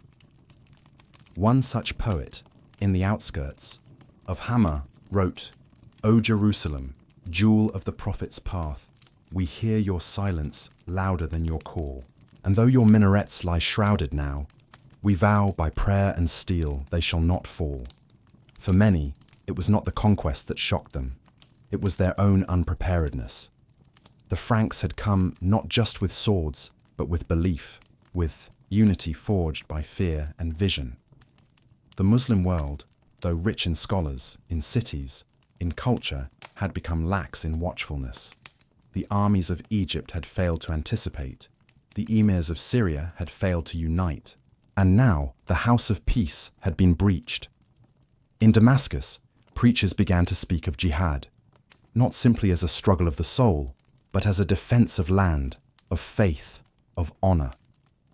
The word, which had slept quietly for decades, now rang through the streets. Jihad, not hatred, not vengeance, but duty. Among the people, it inspired something deep and still. Fathers looked to their sons. Veterans remembered their oaths. Blacksmiths fashioned more swords. And though no great army rose immediately, something older and more powerful did. A memory. A promise. The loss of Jerusalem had become a seed, one that would take root in silence and bloom in fire. In the court of Damascus, one man took particular notice. His name was Imad ad-Din Zengi. Then only a regional atabeg, he watched the West with growing concern. In time, his son Nur ad-Din would rise, and his son's general would become a name to echo through all corners of the world. Salah ad-Din, whom the Franks would call Saladin, but all of that still lay ahead. For now, the Muslim world grieved, and in that grief, they remembered who they were. The scholars of Cairo gathered once more, debating the history of conquest. They recalled how Jerusalem had once been lost to the Byzantines, and how it had been reclaimed by the armies of Khalid ibn al-Walid. Loss, they said, is not new, but forgetting why we fight, that is the true defeat. In small towns, along the Euphrates, imams led processions through the streets, not in mourning, but in renewal. Children were taught not only to read, but to understand. The faithful fasted more often. The call to prayer echoed louder. The crescent had been struck, but it had not shattered, and the Franks, now settled behind Jerusalem's gates, would soon learn that conquest is never the end of a war, only the beginning of a longer, quieter one. One waged not always by sword, but by memory, by prayer, by the long patience of those who know their land, their story, and their duty. Years passed, but Jerusalem did not forget. The walls still bore scars from the siege, the chipped edges of towers, the soot-stained stones where fire had once licked the sky. Yet within those walls, life moved forward, quiet and uncertain. The Latin kingdom of Jerusalem had been born not from treaties, but from tears. And now, its people had to decide whether it would endure. Godfrey of Bouillon had ruled briefly, his title humble, his days few. He died in the summer of 1100, only a year after the conquest, his body weary and worn, though no enemy had laid him low. Some said it was poison, others said it was exhaustion. Those closest to him believed it was the weight of too many prayers, too many ghosts. He was buried in the church of the Holy Sepulchre, beneath a plain slab. No golden tomb, no marble crown. His brother, Baldwin of Boulogne, arrived from Edessa to take his place. Less pious, more pragmatic, Baldwin was crowned King of Jerusalem, not in modesty, but in robes of state, with a silver circlet and a scepter of olive wood. A kingdom, he believed, needed majesty as much as it needed walls. And so, a court was formed. Knights were granted, fiefs. Lords were given lands around Jaffa, Nablus, Hebron. Churches were rebuilt, sometimes atop the ruins of mosques. Latin clergy replaced Greek, Syrian, and Armenian priests in the holiest shrines. New orders emerged. Warrior monks like the Knights of the Holy Sepulchre, soon to be followed by the Templars and Hospitallers. Jerusalem became for a time not just a city of God, but a city of politics. Emmerich watched these changes from a quiet distance. He had no interest in courts or councils. His life remained rooted in craft. His cooper's workshop had grown. He now employed 2 young apprentices, boys who had survived the siege as orphans. They worked with steady hands, their laughter echoing among the wood shavings. Ilse helped manage the household. She took in sewing, cared for neighbors' children, prepared meals not only for her own family, but for widows who had no one left. She had become, in many ways, a quiet center of the street, known for her patience, her prayers, and the herbal salves she prepared for fever and wounds. Lothar, now taller, began to read aloud at night. Psalms, parables, occasionally one of Emmerich's letters from home. He had not yet decided whether he wanted to be a tradesman or a priest. Some days he carved crosses. Other days he practiced writing long into the evening. Peace, however, was not a still pond. It rippled. The roads leading to Jerusalem grew busier. Pilgrims arrived in greater numbers, some barefoot, some riding horses. They came from Italy, from Normandy, from the Rhineland. Some sought forgiveness, others sought fortune. The city's markets swelled with noise, inns filled, churches overflowed, but with the pilgrims came tension. The roads were dangerous, bandits roamed, Muslim raiders struck from the hills. The local population, those who had been spared or returned, eyed the Latin rulers with unease. Taxes were levied, laws were rewritten. Arabic and Greek were heard less in courts, more in whispers. King Baldwin understood the danger. He led campaigns to secure the roads, to push the kingdom's borders outward, north toward Tripoli, south toward the Red Sea. Battles were fought, castles built, stone by stone, garrison by garrison. Crac des Chevaliers, Montreal, and eventually, the great walls of Jerusalem itself were strengthened. The Kingdom of Jerusalem, once a city-state, became a realm. But it was a realm held together by parchment and steel, and both were prone to wear. Within, the nobles argued. Disputes over land, over tithes, over the rights of native Christians versus newcomers. The church, too, split in quiet ways. Eastern rites were tolerated but not trusted.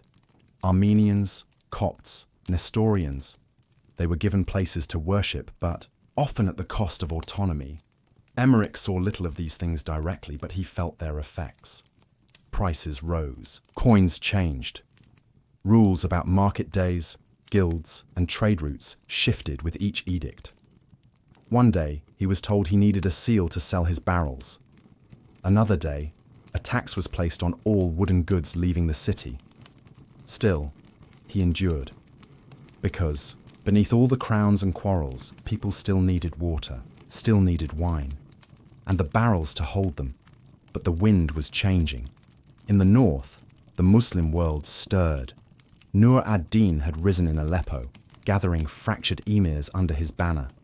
Rumors of discipline, of reform, of religious renewal reached Jerusalem like the first gusts of a coming storm. And in Europe, tales of Jerusalem's conquest still inspired awe and envy. Kings and bishops who had not joined the First Crusade now watched with sharpened interest. Pilgrimage was no longer enough. The idea of returning east, not merely to visit, but to command, began to take hold. The seeds of the Second Crusade had already been planted. Back in his workshop, Emmerich repaired a cracked wine barrel one afternoon, his son sanding the rim nearby. "I heard men from Genoa arrived today," Lothar said quietly. "Pilgrims?" Emmerich asked. "No, soldiers." Ilse glanced up from her weaving in the doorway. Her eyes met her husband's, and though no words passed between them, a thought did. It was beginning again. The silence between storms had ended. By the middle of the 12th century, the quiet embers left by the First Crusade had cooled to a deceptive calm. In Jerusalem, towers had been rebuilt. Markets flourished with spices and silk. Pilgrims still came in waves, touching the stones of the sepulchre with trembling hands. But far beyond the city walls, a new current gathered strength, one of unease and ambition. In the year of our Lord 1144, news came from the north that shook the Holy Land once more. Edessa had fallen. The first Crusader state, established by Baldwin of Boulogne even before Jerusalem was taken, had been conquered by Zengi, the Atabeg of Mosul. The city, distant but symbolically vital, had stood as a Christian bastion beyond the Euphrates. Now, it was gone, taken by force, its people slaughtered, its churches desecrated. The message spread like frost over a spring field. In Jerusalem, the bells tolled with dread. In Antioch, fortresses doubled their guard. In the halls of Europe, whispers turned into fervent cries. And so, a second great crusade began.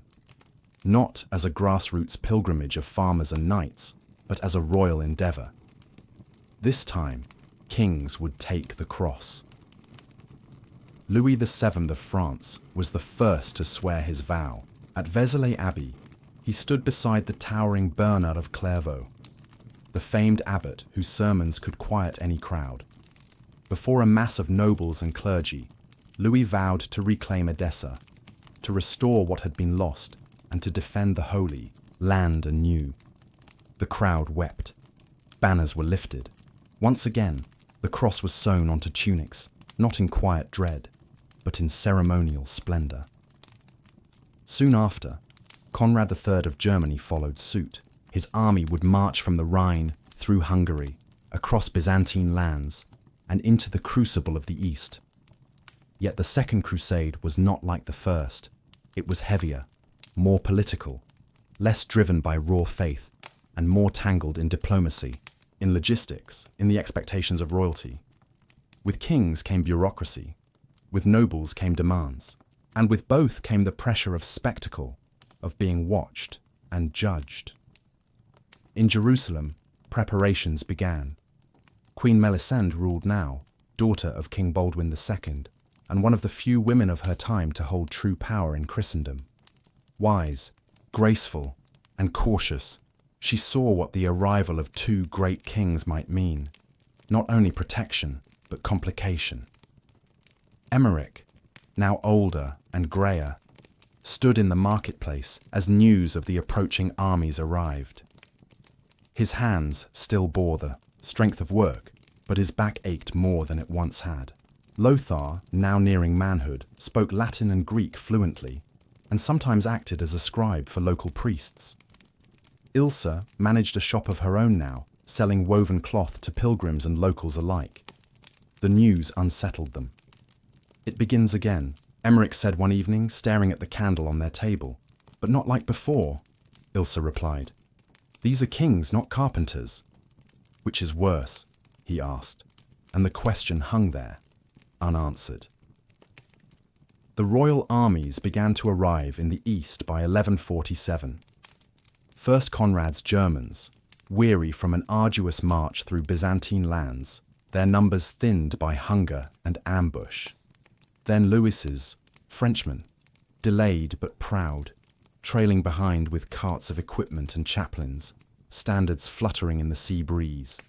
They met in Antioch, then moved toward Jerusalem, uncertain where to strike. Edessa was too far, Aleppo too dangerous, and the Muslims, now increasingly unified under Zengi's successors, watched with wary readiness. In the court of Jerusalem, the leaders debated. Some urged an assault on Damascus, a city of great wealth, political significance, and strategic position. It was not the cause of Edessa's fall, but it was close and could be taken. The campaign was planned, and by the summer of 1148, the Second Crusade turned towards Syria.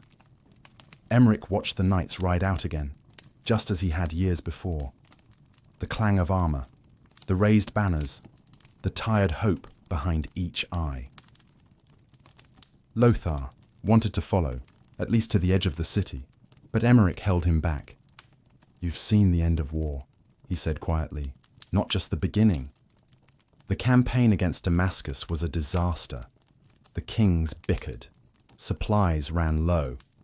The defenders of Damascus fought with unity and knowledge of the terrain. After only 4 days, the siege was abandoned. The great armies of Europe turned back, not with victory, but with shame. The Second Crusade, unlike the first, had failed.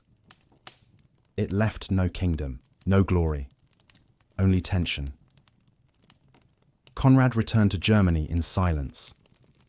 Louis lingered in the east, then sailed home.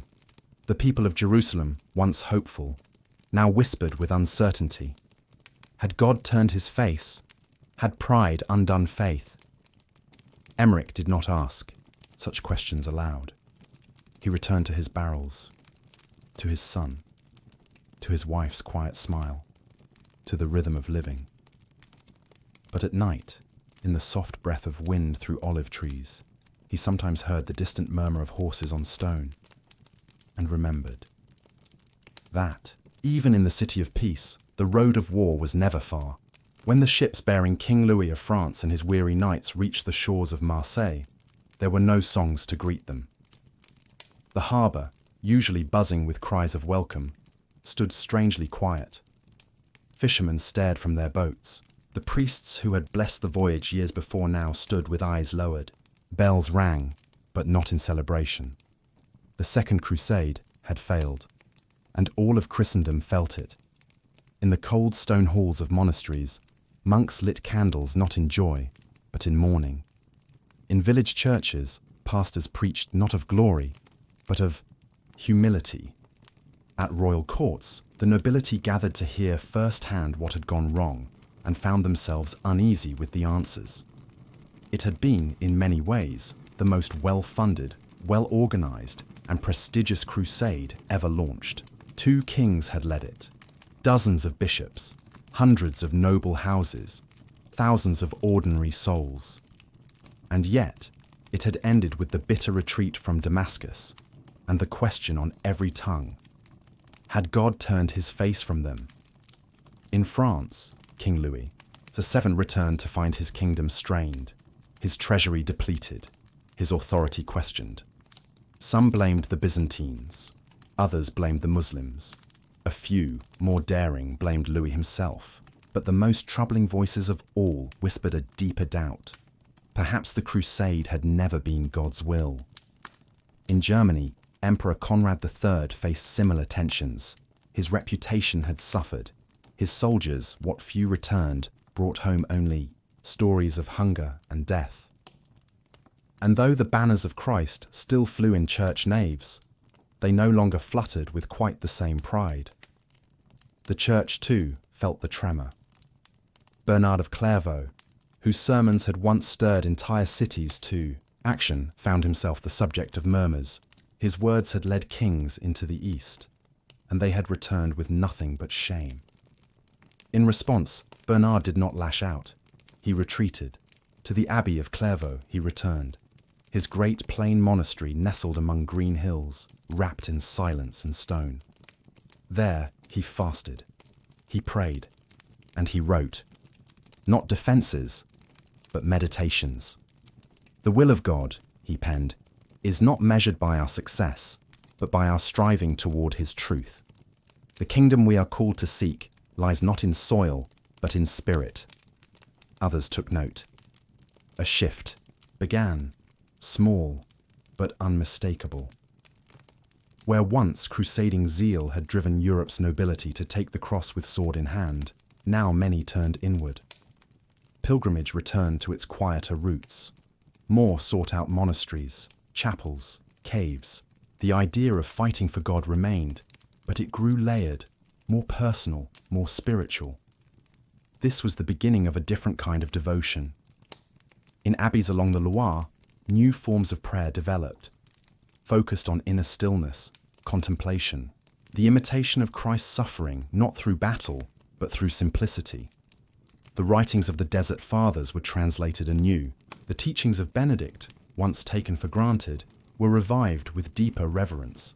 And in the great universities of Paris and Bologna, scholars began to ask hard questions. What is holy war? Can one sin in God's name? If success is not proof of righteousness, then what is? Europe did not abandon the idea of crusade, but it paused, not from cowardice, but from reflection.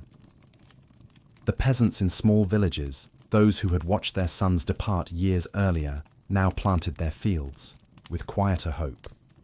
Mothers lit candles for boys who never returned.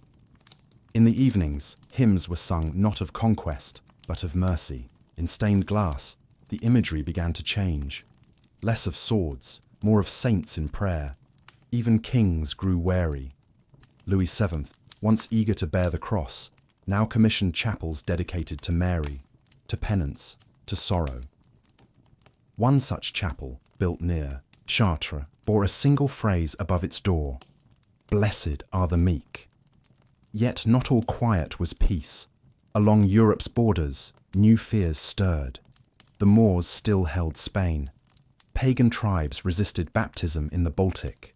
And in the East, the Muslim world had begun to unify under strong, pious leaders who preached not only resistance, but renewal. In Syria, Nur ad-Din, son of Zengi, gathered the remnants of fractured emirs into a growing power. Unlike those before him, he was no mere warlord. He fasted regularly, slept little, read the Quran before battle. He saw jihad not only as a defense, but a purification. He, too, had learned from the First Crusade and the Second. He built hospitals, madrasas, restored old mosques. Under his rule, the idea of a unified Muslim front began to breathe again. He sent emissaries to Cairo. He prepared for what was to come. And so, while Europe looked inward, the East looked forward. Back in France, a boy of 12 named Philip sat at his tutor's knee, learning Latin and scripture. He heard the stories of the Crusades not as triumphs, but as tragedies. And yet, in his young heart, a question took root. What if it could be done right? In time, that question would travel far. And in Jerusalem, Emmerich heard whispers once again in the marketplace, of new ships seen on the horizon, of riders from Cairo heading north, of young nobles arriving to make names for themselves. He stood, in his workshop, the scent of sawdust rich in the air, and said softly, "It never ends." Ilse, folding cloth beside him, gave a quiet nod. "No," she said, "but neither does grace." Outside, pilgrims knelt at the sepulchre. Inside, kings prayed in candlelight. And all across Europe and the East, the breath between crusades grew heavier. The memory of the Second Crusade faded like smoke, leaving behind only ash and quiet doubt. Yet in the East, a new force was rising, not in fury, but in faith. It did not announce itself with banners or bloodshed, but with discipline, prayer, and vision. His name was Salah ad-Din Yusuf ibn Ayyub. The Franks would call him Saladin. Born in Tikrit, raised in Damascus and Baalbek, he was not a man of spectacle. His face was unremarkable, his voice calm, his manner humble. He was not known for boasts nor for wrath, yet behind his soft-spoken demeanor, he carried a mind sharp as any blade and a heart consumed by one purpose, the unity of Islam and the liberation of Jerusalem. He rose not by rebellion, but by loyalty. First, he served under Nur ad-Din, the Eye, ruler of Syria. When Nur ad-Din died, Saladin did not seize power. He waited, he consolidated. When the Fatimid dynasty in Egypt crumbled, he took command there as vizier, but did not declare himself sultan until the land itself seemed ready. By 1174, Saladin ruled both Egypt and Syria. His empire stretched from the Nile to the Euphrates, from the sea to the desert. But he did not turn west immediately. Instead, he prepared. He reduced taxes, built schools, reformed the army, sent scholars to study scripture. He fasted regularly, gave alms to the poor, and refused the luxuries of palace life. He slept little, prayed often, and carried a Quran into battle. His vision of jihad was not of conquest, but of restoration. Jerusalem, he believed, must be returned to the faithful, not for revenge, but for righteousness. And so, in quiet increments, he tightened the net around the Latin kingdom of Jerusalem. By the 1180s, that kingdom had grown hollow. King Baldwin IV, known as the Leper King, ruled from within thick curtains and layers of cloth.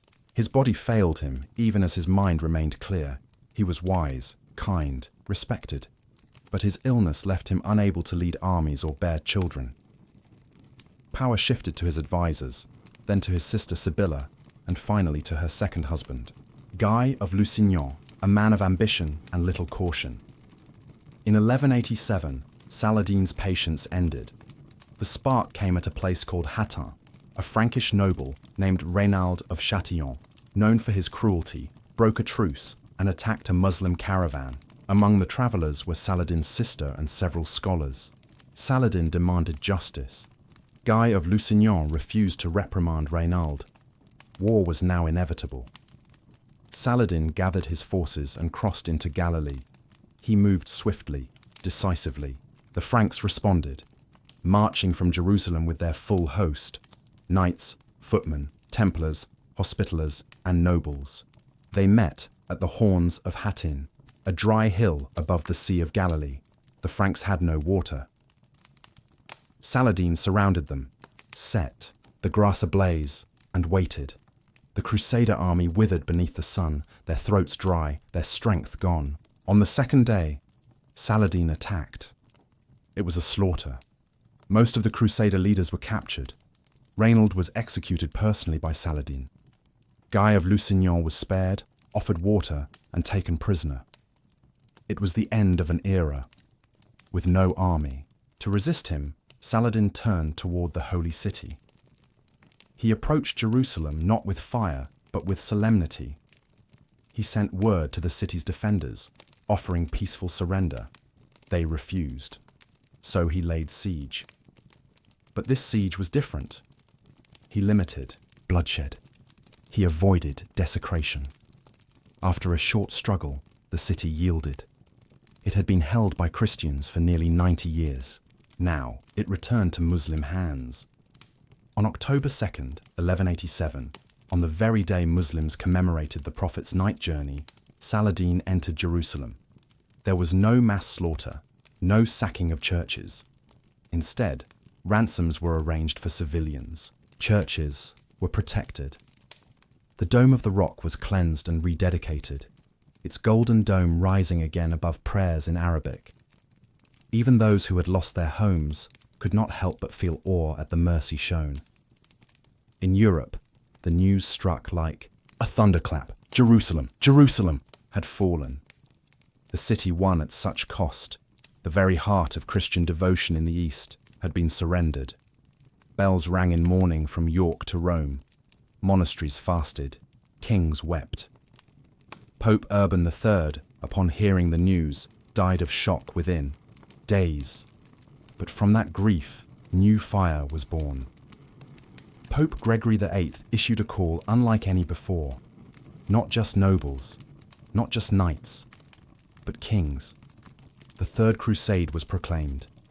And this time, the banners would rise not from small villages or quiet chapels, but from the greatest thrones of Europe. Richard the Lionheart of England, Philip Augustus of France, and the aging yet resolute Emperor Frederick Barbarossa of the Holy Roman Empire.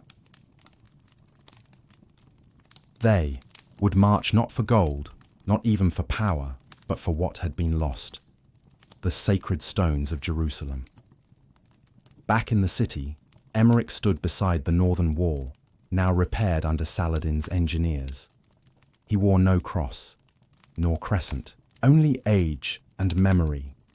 He had seen the city taken once before, by fire and fury.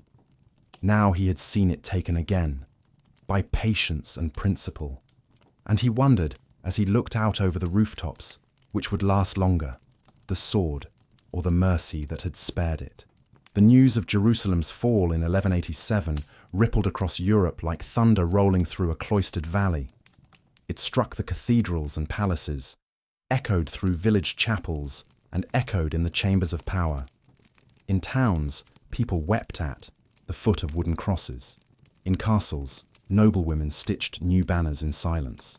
The holy city had been lost, and now kings would rise. The Third Crusade, unlike any before it, was not born in village squares or whispered in markets. It was proclaimed in the presence of thrones. In England, Richard Plantagenet, soon to be crowned Richard the Lionheart, took the cross.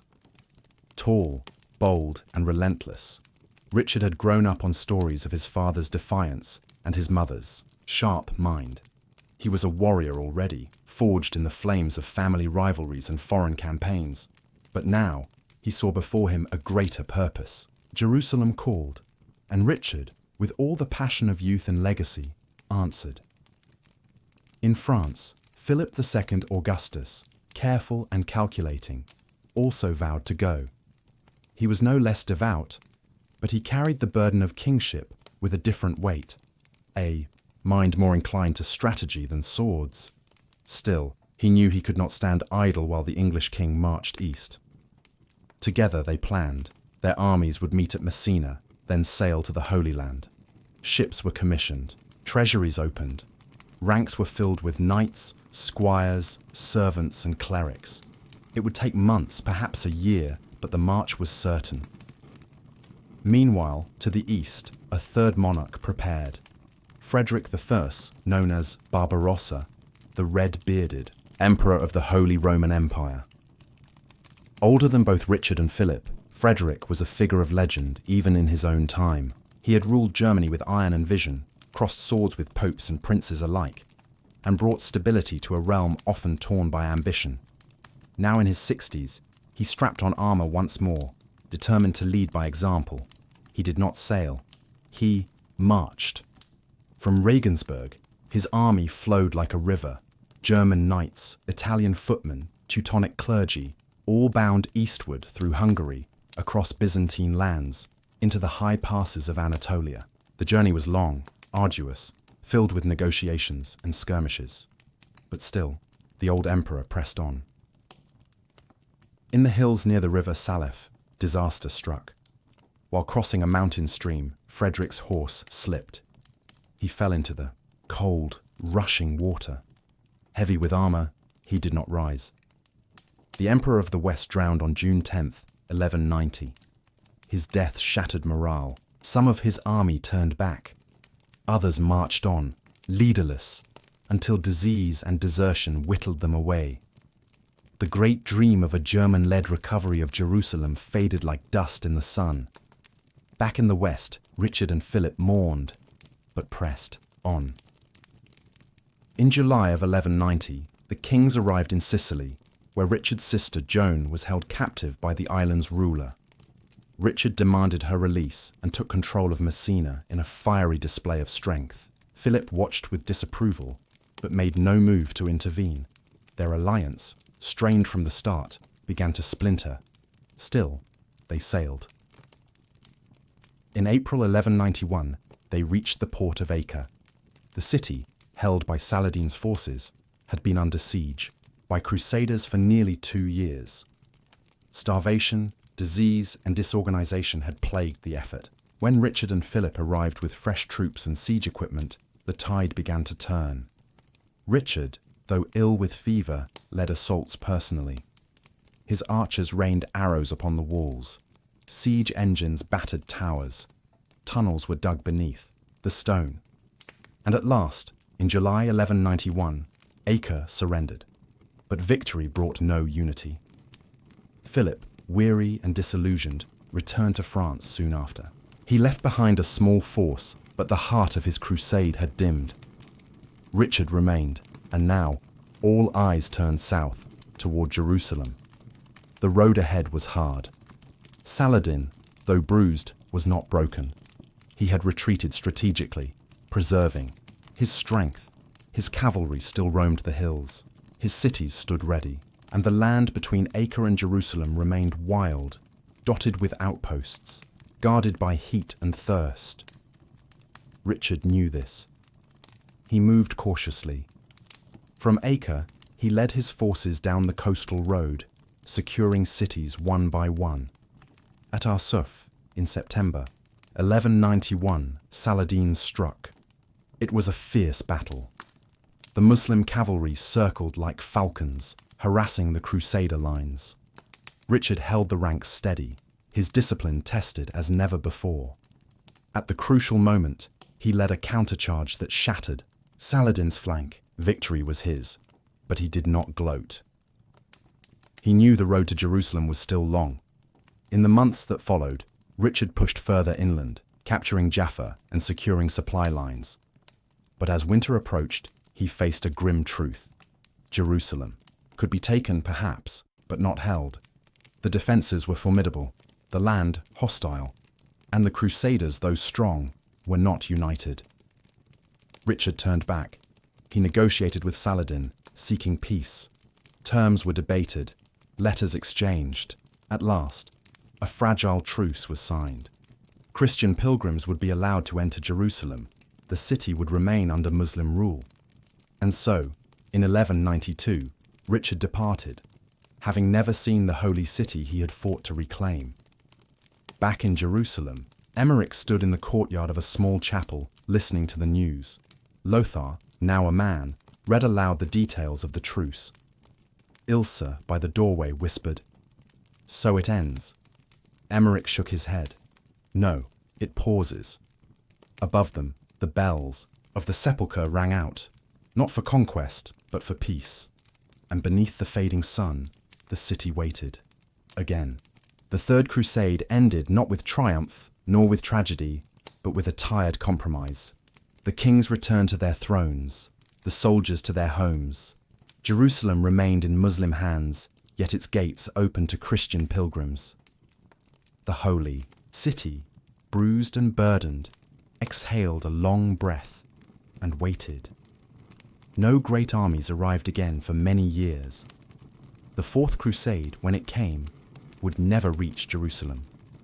It would break itself on the shores of Byzantium, leaving behind a stain upon Christendom that no incense could cleanse. Others followed. Fifth, sixth, even seventh Crusades, but each was dimmer than the last, echoing only faintly the fire that had once lit the hearts of so many. But Jerusalem endured, and in its quieter streets, where sunlight filtered through, olive branches and sandals stirred dust from stone, people lived, not as soldiers, but as survivors. Emmerich was among them. He had lived to see the city taken twice, first by Christians, then by Muslims. He had buried friends, raised a child, made barrels, and prayed beneath different flags. His beard had turned white, his back bent, yet he still woke each morning with the same quiet hope that this day would be better than the last. Lothar had become a scribe, working for the priory near the Church of St. Anne. He wrote not of battles, but of births and baptisms, trade agreements and temple repairs. He translated documents, copied hymns, and occasionally penned letters for pilgrims too awestruck to find words. Ilse taught others to weave. Girls from the local quarters came to her, both Christian and Muslim. She showed them how to spin thread, how to dye cloth with saffron and madder root, how to stitch borders with quiet pride. Her hands, once so calloused, moved with elegance even in old age. And Jerusalem, ever changing, remained itself. Its streets no longer bore the weight of iron boots, but the soft tread of sandals. Its towers no longer braced for siege, but watched, over markets where saffron and sesame mingled. The languages spoken in its quarters blended: Latin, Arabic, Greek, Armenian, Syriac, braiding into one another like threads in a tapestry. The kingdom of Jerusalem, as it had been, slowly faded, but faith remained. In the Church of the Holy Sepulchre, candles still flickered, pilgrims still knelt. In the Dome of the Rock, prayers still rose in the early dawn. The city, holy to so many, had been claimed by sword and scripture, but truly owned by none, because Jerusalem was never meant to be owned. It was meant to be shared, as bread is shared, as silence is shared, as sunrise is shared. Emmerich understood that now. One evening, he walked with Lothar to the Mount of Olives, the same path he had followed decades before when he first glimpsed the city. They stood there together, father and son, the air warm and fragrant with time. "I never thought I would stay," Emmerich said. "You didn't," Lothar replied. "You lived." They watched the light spread across the rooftops, gilding minarets and crosses alike. Birds circled, lazily in the distance. The city made no sound, save for a single bell and the distant call to prayer. "I remember the fire," Emmerich murmured. "The cries, the broken stones, and I thought it would never end." Lothar placed a hand on his father's shoulder. "It didn't," he said. "It changed." And so it had. The Crusades were not forgotten. They remained in the scrolls and the songs, in the worn pages of chronicles, in the stained glass of churches far away. But their meanings softened with time. No longer were they only tales of glory or defeat. They became lessons about zeal and humility, about faith and folly, about the fragility of kingdoms, and the resilience of people. In Europe, as generations passed, the call for holy war faded. Abbeys became places of study. Cathedrals turned their attention inward. Knights still rode, but not beneath the same banners. In the East, sultans came and went.